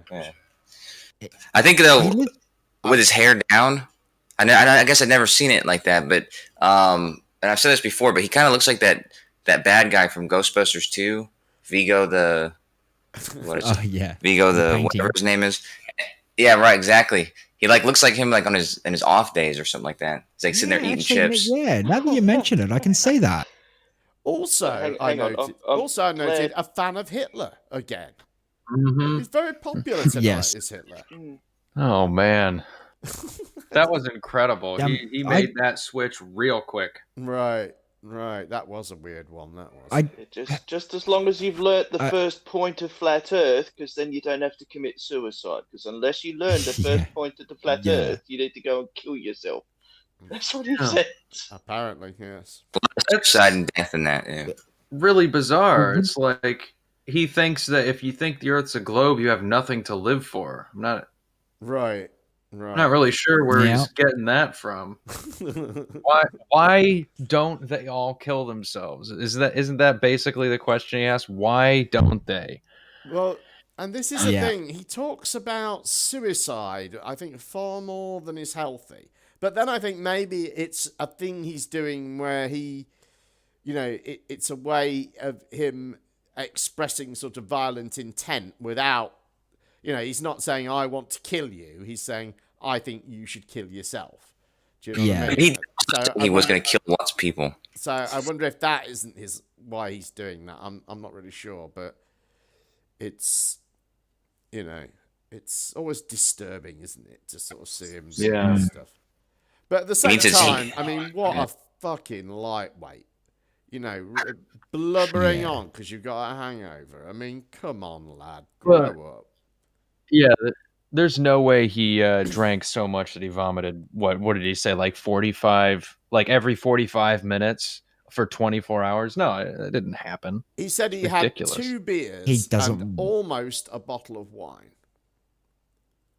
That's a lot to have on an empty stomach. If you don't drink water and are on an empty stomach, that is a lot. Yeah, but I can see how that would make you sick if you fell asleep on it. Wine lying in your tummy like that is going to make you feel like shit. Yeah, but it's not going to make you feel suicidal. Appendicitis. No, it wouldn't. Yeah, it shouldn't I had make you acute like that. appendicitis, and it wasn't even that bad. I mean, I have had some really, really terrible hangovers, but what can I say? I would never ever have live streamed them ever,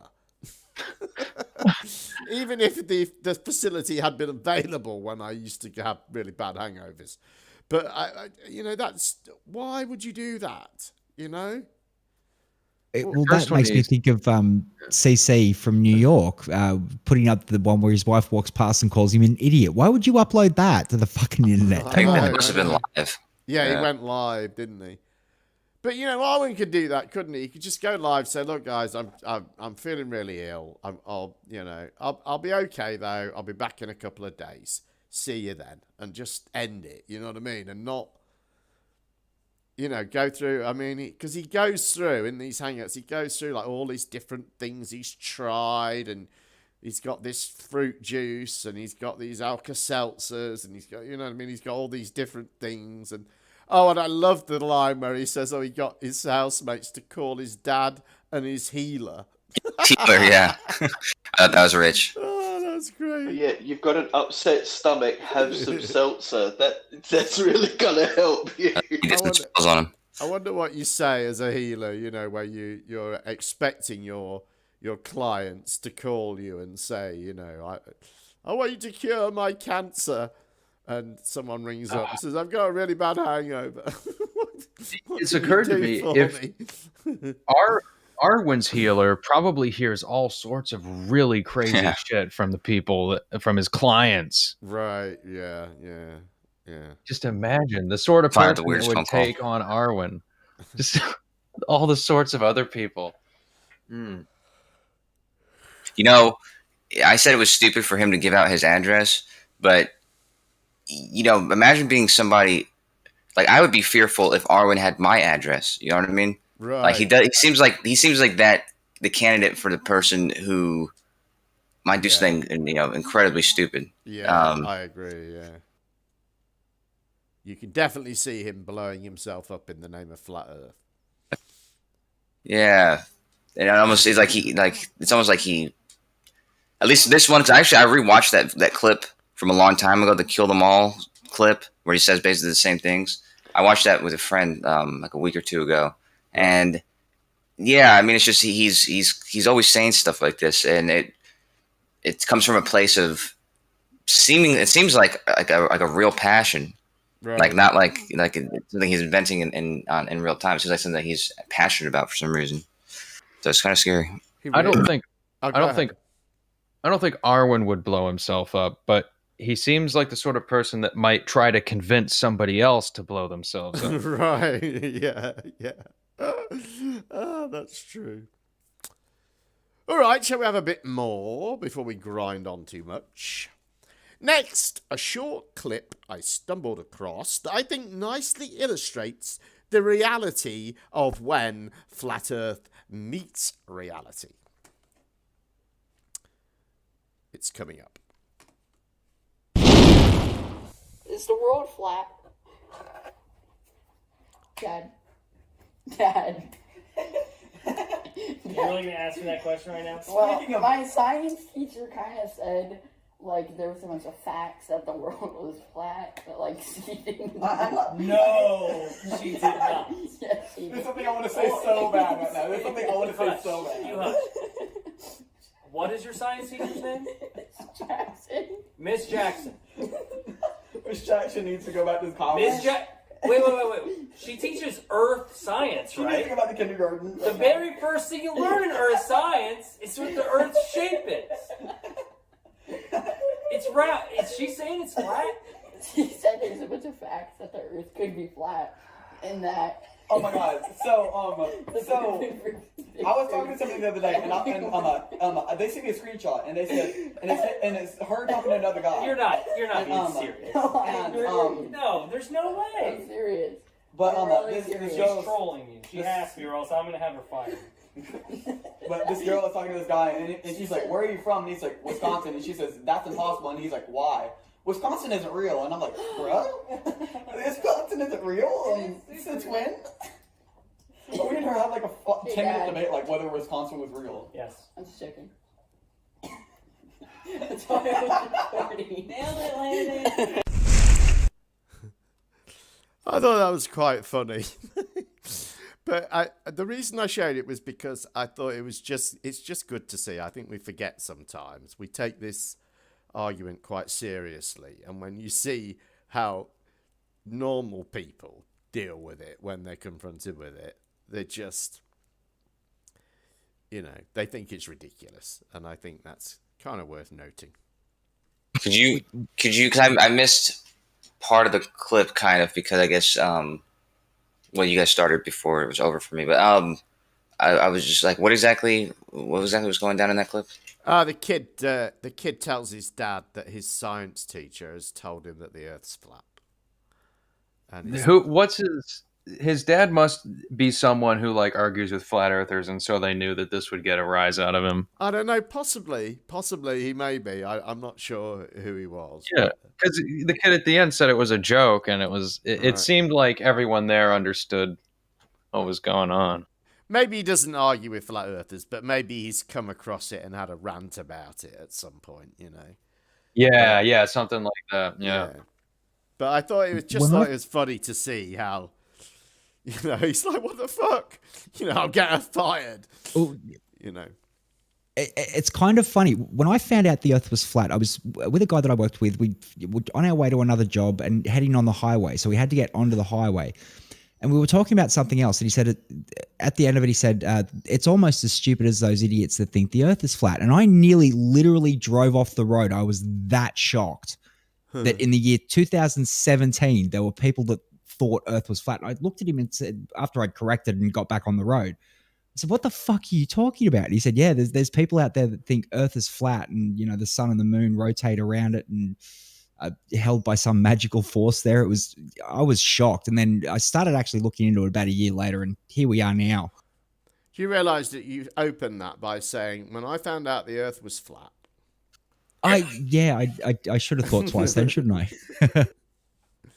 No, when I found out that, flat earthers existed, I should have said. No. We know you're Freudian. Yeah, too late now. Well, chemo has converted me. But hang on. Flat earthers are just an existential reality that you are not a part of, Cypher. Remember that. Oh, of course. I've got to shift my paradigm. All right. Shall we move on? There isn't a lot we can say about that one, but I thought it was worth including. No, it was good. Now, a couple of clips, one of which I'm sure you will all have seen before. I thought this was an interesting demonstration of the power of an internet meme, also featuring a sort of cameo appearance of flat-tardery. Enjoy. Scandals happen all the time. The question is, how do democracies respond to those scandals? And what will it mean for the wider region? I think one of your children has just walked in. I mean, shifting sands in the region. Do you think relations with the North may change? I would be surprised if they do. Pardon me. My apologies. What's this going to mean for the region? My apologies.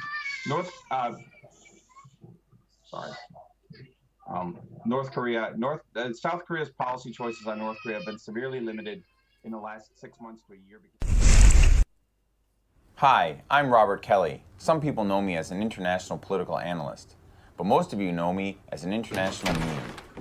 Well, I know a thing or two about interruptions. That's why I'm here to talk about Twitter's new conversation settings. It allows brands and anyone to choose who joins your conversation, so you can keep out the noisemakers,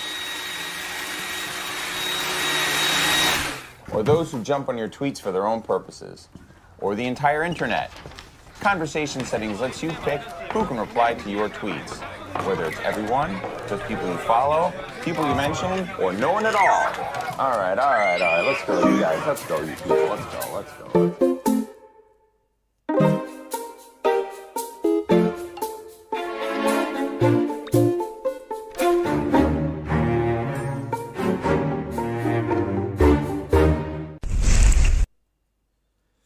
So yeah, I do think that I love that clip though, where especially where the baby comes in the like what do you call those chairs? Like that baby chair thing. The walker. Yeah. Just finds his way in there. Yeah. It's just hilarious. The best thing I think about that whole thing is that he ended up, having a laugh about it and doing the ad for Twitter. I mean, if you can't laugh at yourself, what can you laugh at? Right, and what do you think he got paid for that? I mean, I don't know. Yeah. A lot. But no, with the backlash you would have gotten for how he handled that last situation, I mean, I think he would have done it for free. I don't know. It cannot escape me that he is basically advertising a form of censorship after doing something that was also certainly perceived as a very heavy-handed response to something that didn't need to be. Is that how it's perceived? I don't think he was perceived that way. I thought people just thought it was funny. I mean, he sort of pushes the kid away a little bit at the start, doesn't he? But that's kind of it, really. Well, and it's then not so much. It's really the woman coming flying in and grabbing them and, Dragging making them out. such a hullabaloo about it. You know what I mean? That's kind of what's funny. That's how I see it, anyway. Right. No, and the issue is that it's his house, right? So this occurred in his territory. So that's where the perception comes from. Right.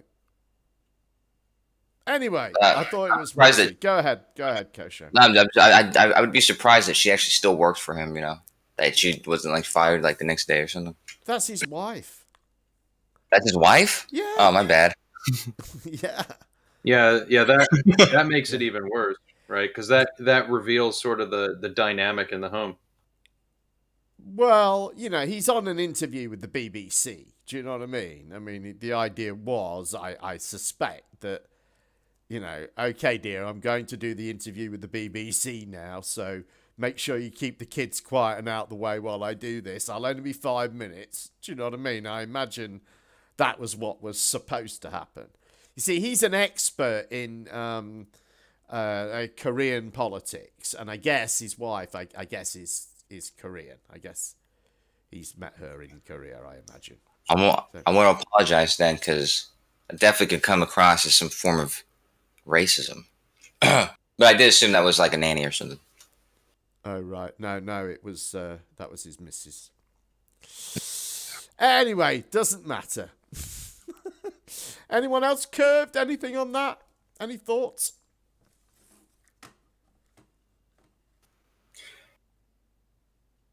Well, when you guys asked about how much he got paid and all that kind of stuff, and him possibly doing this, against kind of as a way to make fun of what happened before, then you think back Mark Sargent. I mean, he was part of that commercial where he was making fun of a current belief he has. You know what I mean? Right. So it's some people.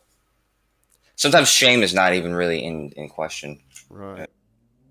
I thought it was funny. I thought it made a funny advert as well, actually, because you do kind of, you don't, I guess if you hadn't seen been reminded of that clip, you might not recognize him straight away. But then when you see what happens, the two kids come flying in, then you sort of get it straight away. And I thought it was quite funny. Is the ad, is it presented with both those clips, or you put that together? No, I put it together. It's you only get the ad, as it were. I wanted to say also, you know, you did a good job putting that like the clip that you cut for Arwijn. You cut that really well. it came across like when you go from one scene to one scene, it came across really funny cuts.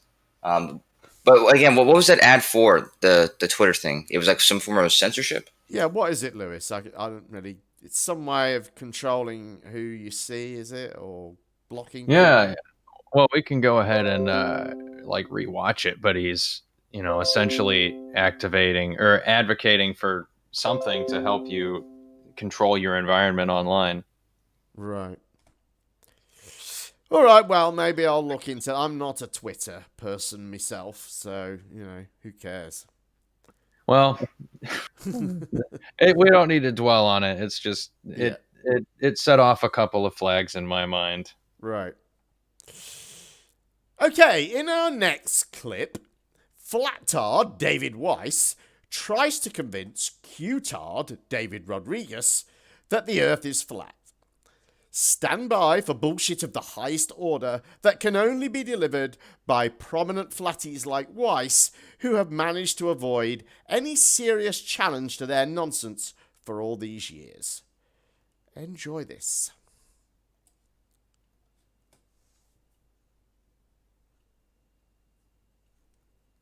Hope it's going to start. Here it comes. David Weiss. I'm here with David Weiss, and I am... Dude, I'm honestly so excited about this interview because I've been looking forward to this, and I've been trying to wrap my head around this for so long. I know the world we live in, the matrix we live in, is a complete and utter lie. I understand that. And I'm very open-minded. I've never been outer space. I've never looked down, so I don't know. I can't say. Every time I've been in an airplane, I try to look for the curvature. I can't find it. I know that the curvature's been debunked. Am I correct in saying that? There is no curvature. I mean, yeah, that's what I'm saying. There's none. Right. There's none, except things in the distance will disappear from the bottom up under certain conditions. But you can bring it back with the telescope, correct? Most of the time, but other times there's reasons that you can't. Atmospheric obfuscation, waves, trees, landlines. You don't realize that something a millimeter above your eye line will block out an entire city. Okay. Gotcha. Here's a 2016 and a 2014 image of Jupiter. Now, Jupiter, we're told, is a gas planet with that crazy storm. And you can go on the NASA site and see these, or where can you? Yeah, these are from NASA site. They said they caught this crazy aurora. Look at that. I mean, an amateur that used Photoshop for 5 minutes could do that. It looks fake. But look at this. If you lay those over each other and you make one transparent and fade the transparency in and out, every single thing is the same. This little storm right here, it's the same over there. Absolutely. And those are over 2 years apart. Okay. So right there, that shows you NASA is faking photos of planets. Unwind that all the way, and you're like, okay, NASA's not to be trusted. What's next? I mean, here's two images from NASA on their website of the United States. Look how big the United States is in this one, right? And that one is, here's the United States in the first one. It's right here. But if I tip that back, it gets smaller because I'm tipping it back, right? This one's tipped back and it's bigger. We have super zoom cameras now that are better than lots of telescopes. And you can zoom in. If you look at the craters on the moon, they're all circles. They're all circles. Perfect. They're perfect circles. That means that if it's impact crater, that it had to come in straight down. What are the odds of that? I mean, when we look at, like Russia, there was supposedly an asteroid or a comet or not a comet, whatever it was, an asteroid that crashed, and they showed it, people caught it on their dash cams a bunch of years ago. They're all coming in at angles. That would not leave a circular impact if it was going to leave an impact. They'd have to come in straight in, and it matters. So listen, because this is going on ScrewTube, I'm not going to say too much about this image, but this is the Challenger crew, okay? And all of these people have the same names as the people that supposedly perished on that emotional day. That's the day that, for the first time in history, all kids, at least in the United States and maybe around the world, watched it live. I remember watching it. I was in, They like, in dragged second grade. I watched televisions it. into schoolrooms for the first time and Yeah. made kids watch this. This is trauma-based mind control. So all of these people they all work for universities. One of them has his own corporation, and they have the same name, right? And that when they're confronted, they claim that they have an identical twin brother, that they're the identical twin. Okay. Can you zoom in on that photo? Can you enlarge it? Or I actually can't. But if you look at you can find it online pretty easily. But hang on, they say they have an identical twin. But here's the thing: do you have any brothers or sisters? Any siblings? Yes. So you're closer to your siblings than you are to your best friend, probably. Family. Well, except they're siblings. Right? Yeah. So a twin has even a tighter bond to his twin, or his or her twin.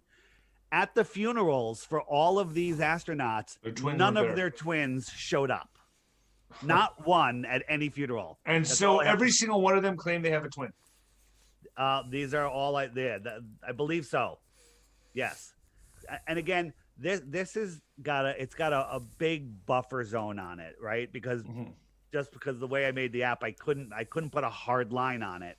So so think about this. Let's talk about the day and the night. In the north, there's the 24-hour sun. There's the 24-hour sun in June. Okay. So that would mean 6 months later on a ball, there would be a 24-hour sun in Antarctica, but there's not.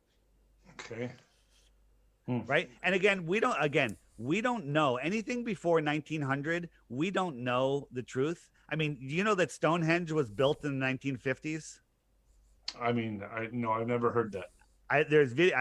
We have video of it being built. It was completely built in the 1950s. I mean, people are going to think you're absolutely batshit for saying that. And I mean, but I have a listen, but this video is what we and- have to deal with right now. This is this is the interview, dude.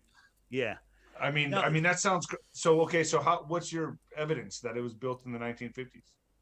There's video proof of it being built, and they told why they were building it. There was some sort of rocks there, but they completely redid it. It's done they're cemented into place now. I mean, there's a video, and I'll share you the link. You can link it under here. It's a short video. Watch it yourself. There's hundreds of videos. The problem is people don't look. They believe what they're told, and they refuse to look at evidence. The biggest argument is we've known the Earth is a globe for 500 years. Aristophanes proved it with his sticks and shadows experiment, Right. which I just debunked with with the two sticks on the desk.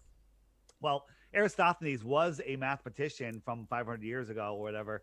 But he has never mentioned that experiment has never been found in any book until the 1980s, where it was inserted into a Rockefeller textbook and put into the school system as a proof of the Earth. Okay. It was put in the 1980s. Complete nonsense. So I was visiting my mother, who lives in a retirement community, and she was resting. And I asked the healthcare facility person there, I said, is there anyone here over 100 that has a sharp memory? And they're like, oh, Ruth, right over here. She's right in the dining room. And so I went and I was interviewing this woman, Ruth, about the World's Fairs, because that's a whole nother rabbit hole, man. The World's Fairs, the World's Fairs. There was a World's Fair in New York, in California. Yeah. The World's Fairs were the wiping out of a previous civilization. That's a whole nother show. Oh, I would love to have you on for that too. So I'm talking to her, and she was telling me a story about her 5th birthday, and little Sally in her pink dress was pissed off that the cake had coconut on it or whatever it was. I'm like, wow, I don't even remember my 5th birthday. This woman's 102. And I said, hey, Ruth, do you remember elementary school? And she's like, told me to school. And I go, what was your teacher's name? And she's telling me your teacher's name. And I said, what did they teach you in science class about the Earth? And I had never mentioned flat Earth. She goes, they taught me the Earth was flat, but then they changed it. This was in the this was in Connecticut in the 1920s. We also found a woman from Croatia who wasn't quite as old, but in the 1930s, they were teaching flat Earth to everybody. She's like, everyone knew the Earth was flat, but then they changed it. right? So then they introduced World War I, World War II, the Great Depression. They rewrote history because if people realize that we are the center of creation, that we are powerful spiritual beings that have God-given free will that cannot be taken away from us unless we willingly give it, put on a face muzzle and comply, right? Then they lose control if people know that. They want us believing we live in a godless universe spinning out of control. Oh, David Weiss there, rewriting history. Apparently we had the 1920s, then they introduced the Second World War, the First World War, and the Great Depression. So that's history for you, apparently. Thank God for David Weiss. Not really, though. I recently watched, and I'm going to recommend this to everybody in your audience. There's a Netflix documentary series called Challenger: The Final Flight. Right. And so even like those kind of conspiracies always bothered me. Those kind of conspiracy theories, because it's one thing to claim this or claim that, but to claim people who died or not dead and then kind of scoff and laugh at them and that kind of stuff. This is really disgusting. So I recommend watching that. And if you are somebody who believes that that's a fake event or something like that, watch that and then come talk to me afterwards and see if it really seems like a fake event when you see, you know, the families and the footage and all this other kind of stuff. So right. Yeah, I mean, it is gross, isn't it? And sorry, go ahead. Yeah. I was just going to say, I recently watched a video on the Challenger explosion, and one of the doctors that they were the doctor they were interviewing was saying when the thing exploded, they were alive until they hit the ocean because the actual crew capsule was held together. You know, the captain probably, and he said, you know, it would have been a horrific experience. All of a sudden, you're flying through the air, you're not controlled. The captain would have been trying to keep control of the ship as best he could, and they were alive until they hit the ground, according to this doctor that works for NASA. And when you think that someone can just, you know, I can't even think of the word. I'm that pissed off. It is disgusting, just the way that these people treat this stuff.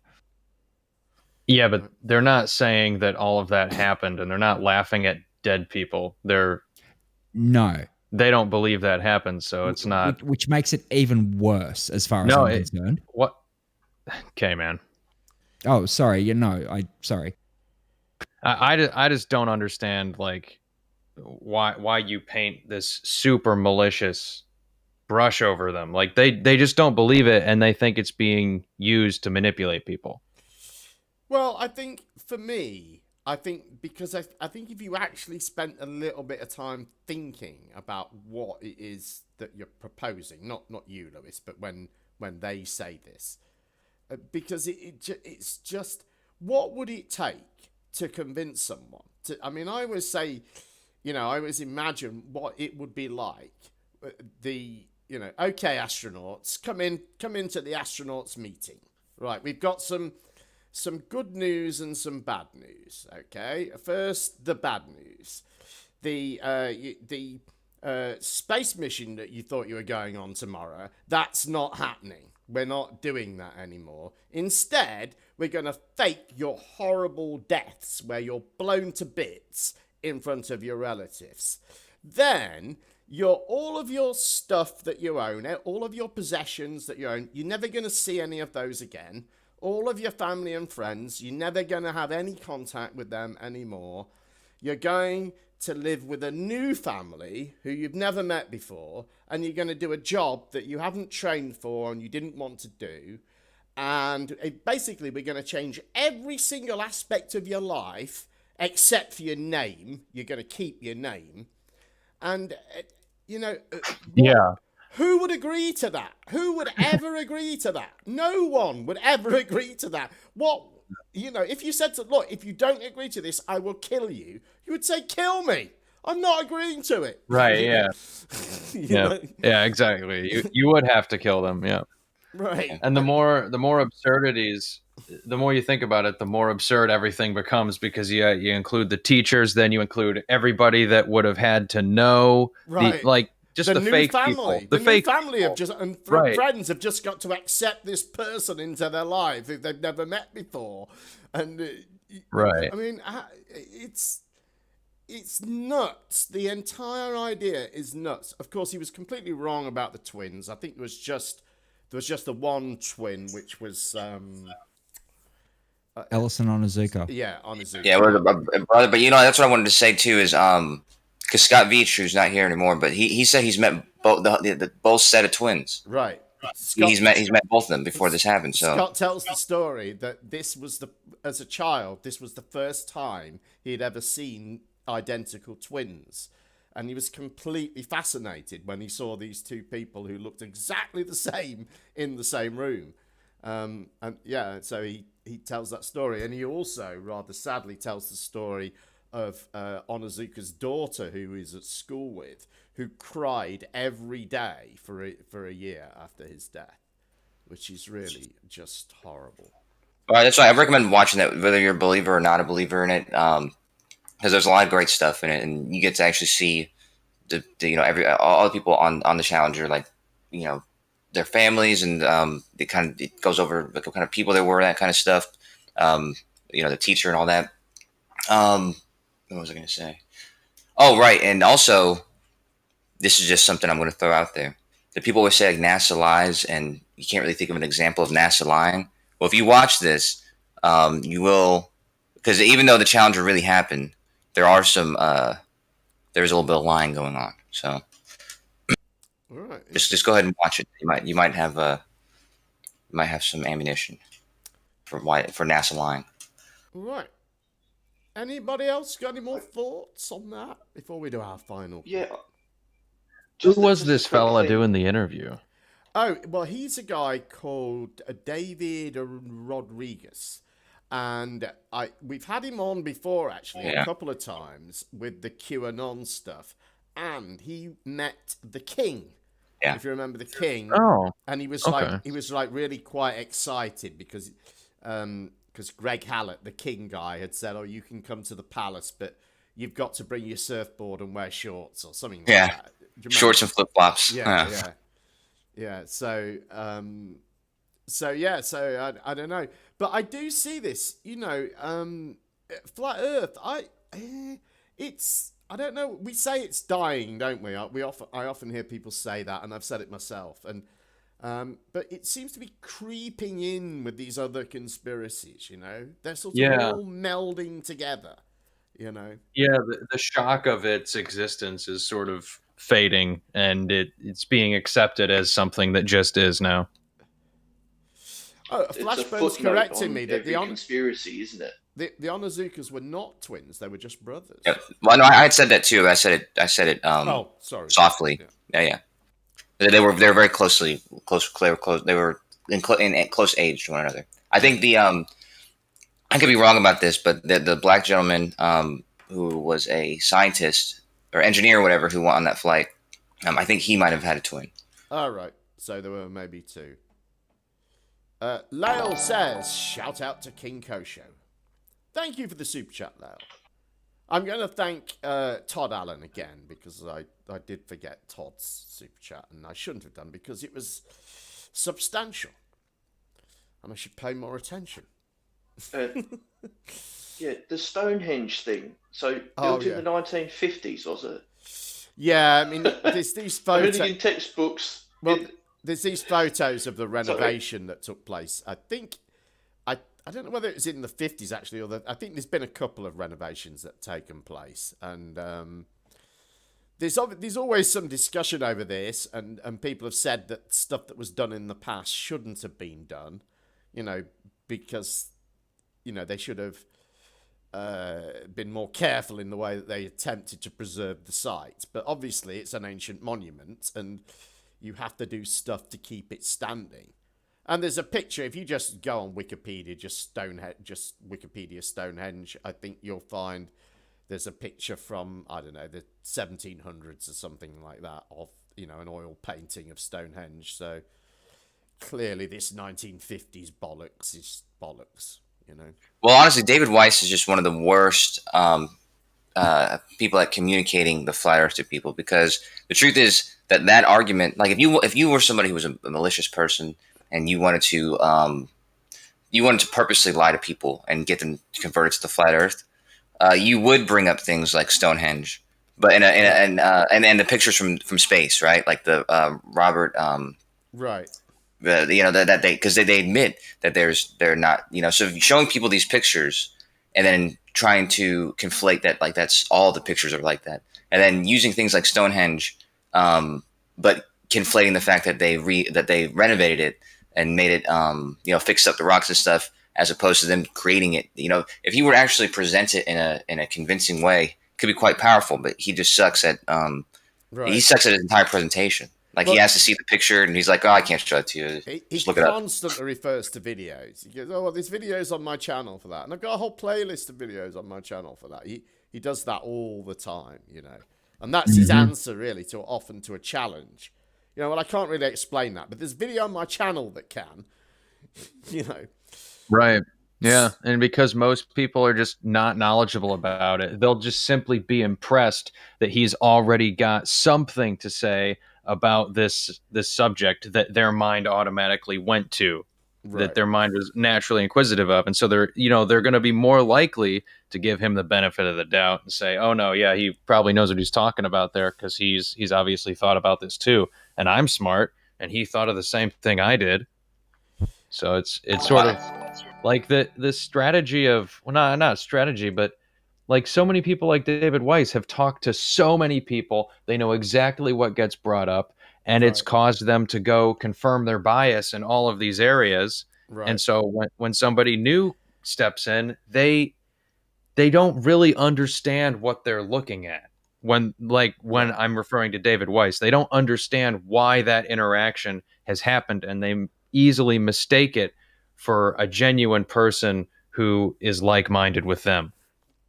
Right. Yeah, well, I'm not sure that he was very effective. I mean, he could have been, but I think that, like I said, honestly, if he wanted to be more effective, if he actually had that kind of evidence on him for everything he's stating, like the way QE kind of does. QE doesn't argue anything unless he has already stocked up like his argument and the links and everything.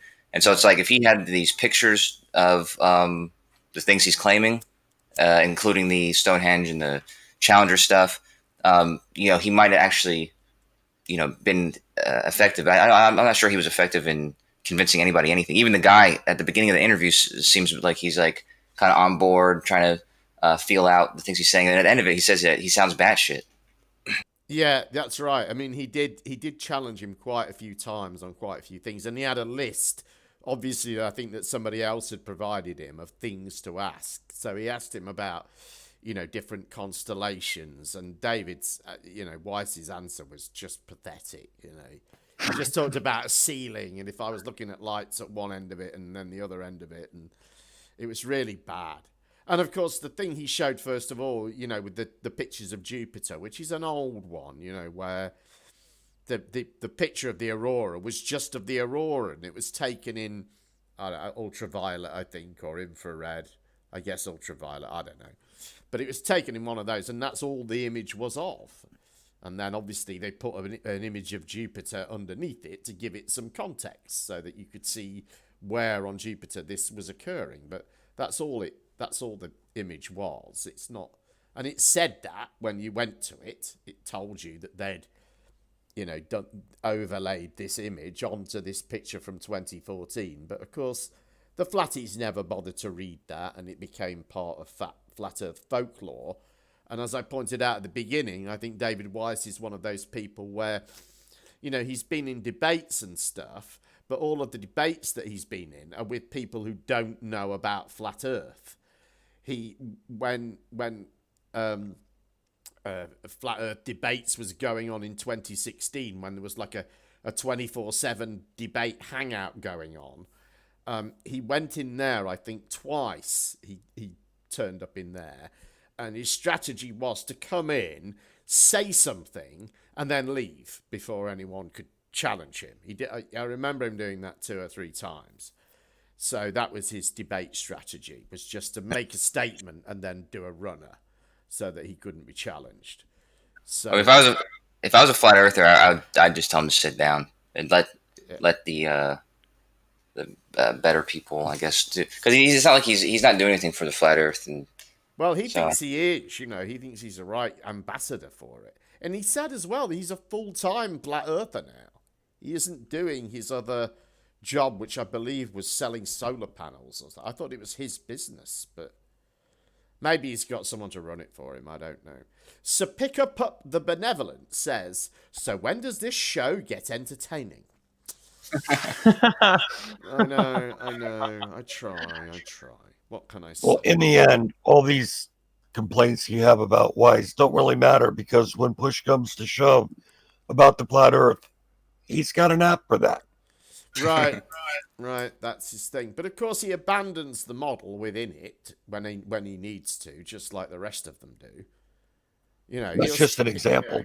He's quite happy to say that it works perfectly, and then when somebody asks him about how the sun and moon work or whatever, he'll go, well, we don't really know what the sun is, and we don't really know what this is. Well, yeah, that's why it was shocking that model is there, and it sucks that it costs money because I'm not going to spend money on that bullshit. But yeah, just to kind of look and see what they put where on that model, the one you played earlier. But yeah, exactly. Like they're reluctant to present anything like that because they don't want to. They know that they know the problems that are going to arise, and so I don't know why you would produce that knowing what problems are going to come up from it. You know. All right, shall we have a final clip then? I think you might like this one. Continuing now to respond to Bob Nodell's request that we make videos about him, here he is yet again with yet another of his globe killers. Listen carefully, he has an offer for you all at the end. Oops. But this one, the way that they framed it, to me, is one of those things that absolutely debunks the moon landings in a way that is so irreparable in the damage that it causes. It's simply impossible, in my opinion, that anybody could ever come back, from this. So he talks about, he starts out here. Here's the video that's playing right now. And he's talking about how the flat earthers have said, well, yeah, how do you land at an airport, especially at the equator, if it's coming across you, if you're landing on a north-south runway, it's coming across you east-west at 1,000 miles an hour. And of course, at that time, this is when the ballers will say, well, because the atmosphere is then locked to the Earth, right? And of course, if the atmosphere is in fact that locked to the Earth, as they claim, then yeah, okay, then it's all a single reference frame at that point.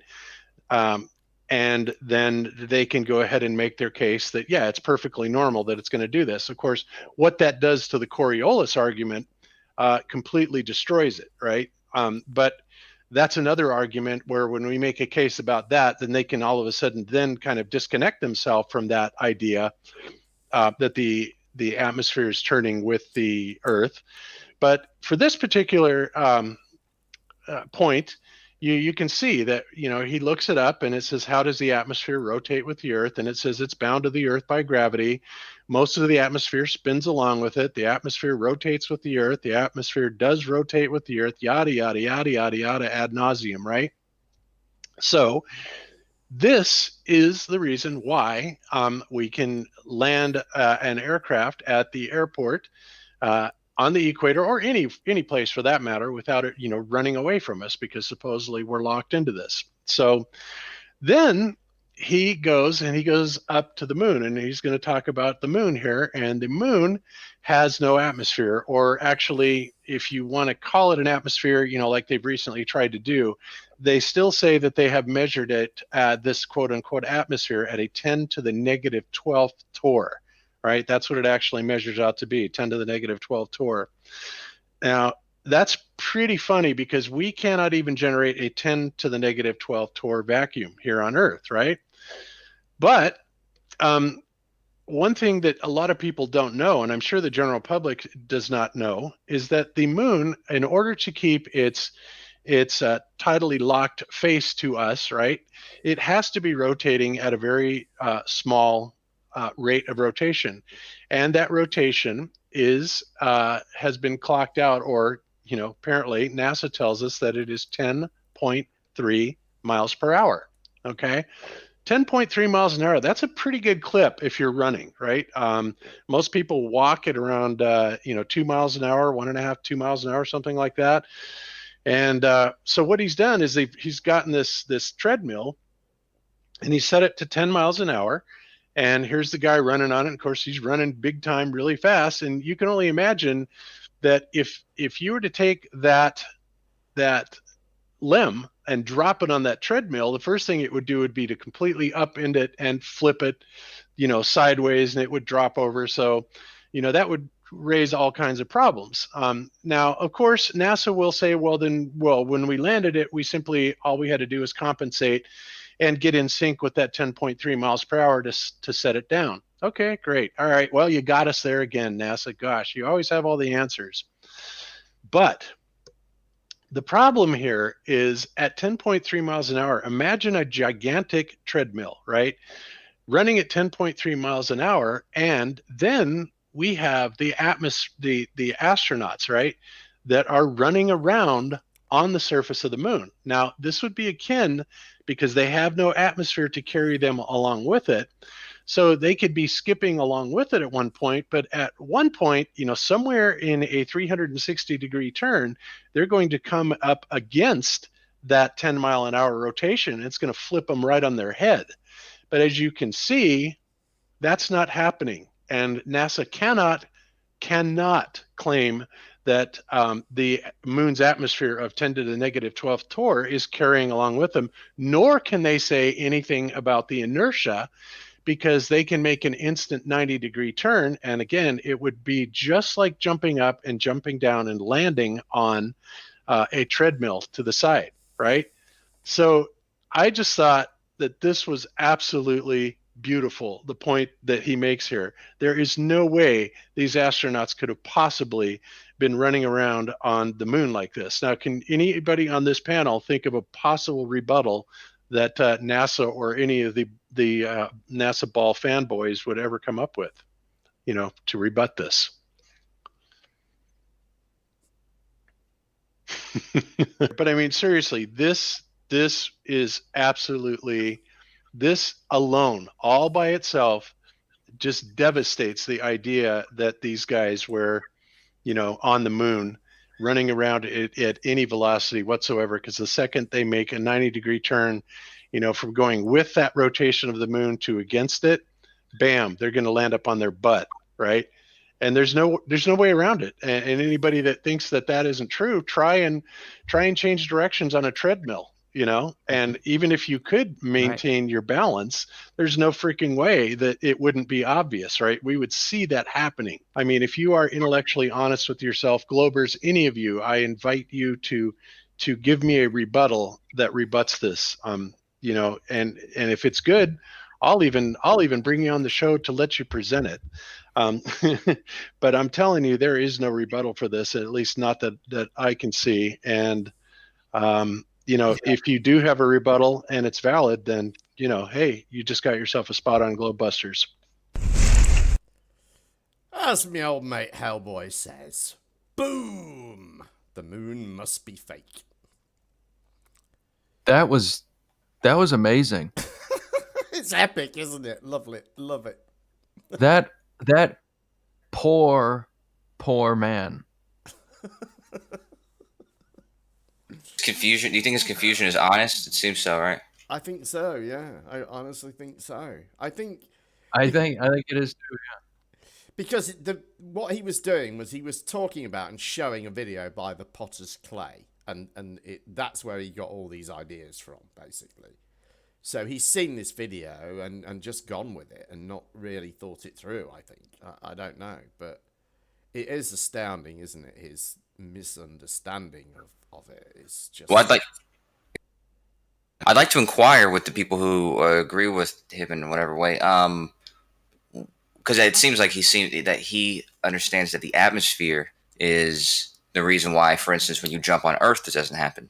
Right. Like that's our explanation or whatever. He's saying, as I understand it, that conservation of momentum is a product of there being an atmosphere, and if there's no atmosphere, then there should be no conservation of momentum. Yeah, that does seem odd. I wonder how like.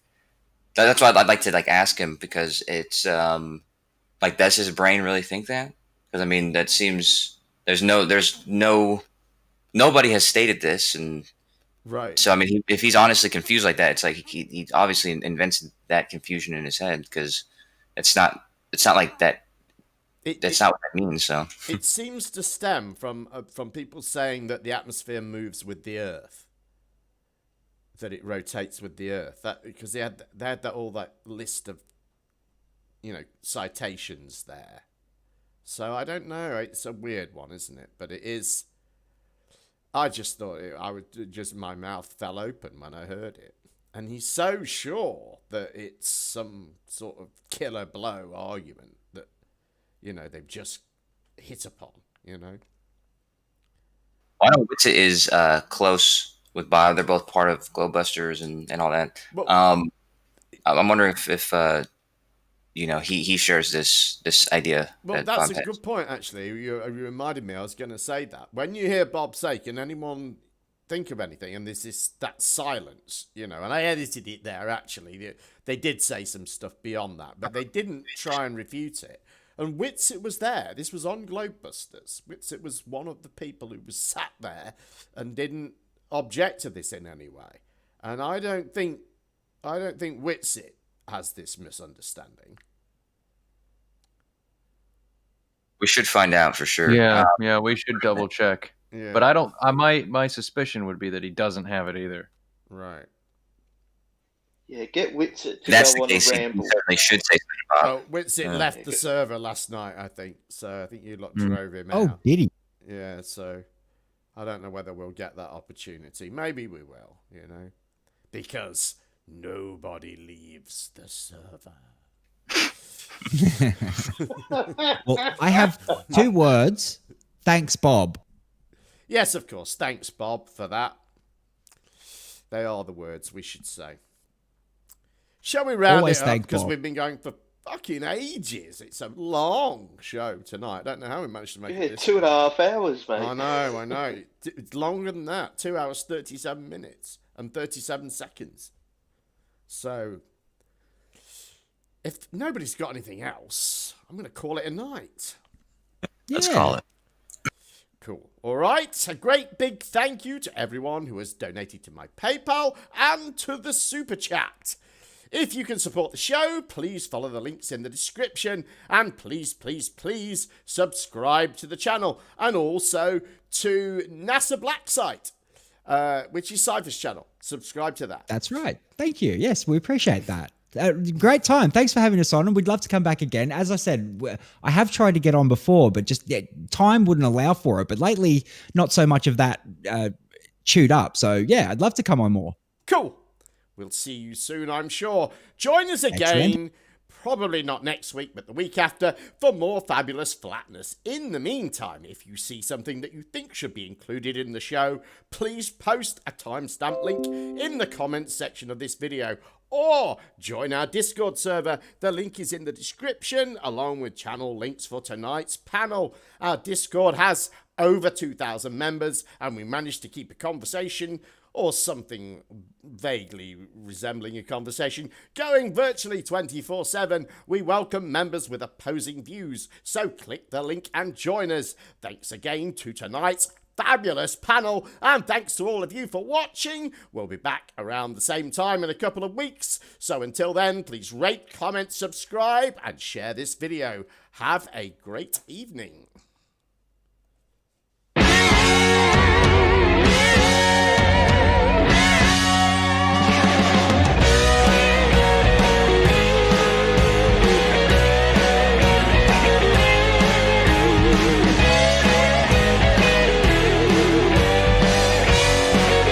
Stop talking about it and do something! Suck my dick, Earth, with that bullshit. Really? It's It's like a gentle hate. Do we have another benevolent star here? Good afternoon. Good afternoon. Are you benevolent as your friend was? My name is Logan Paul, and I think I'm coming out of the flat earth closet.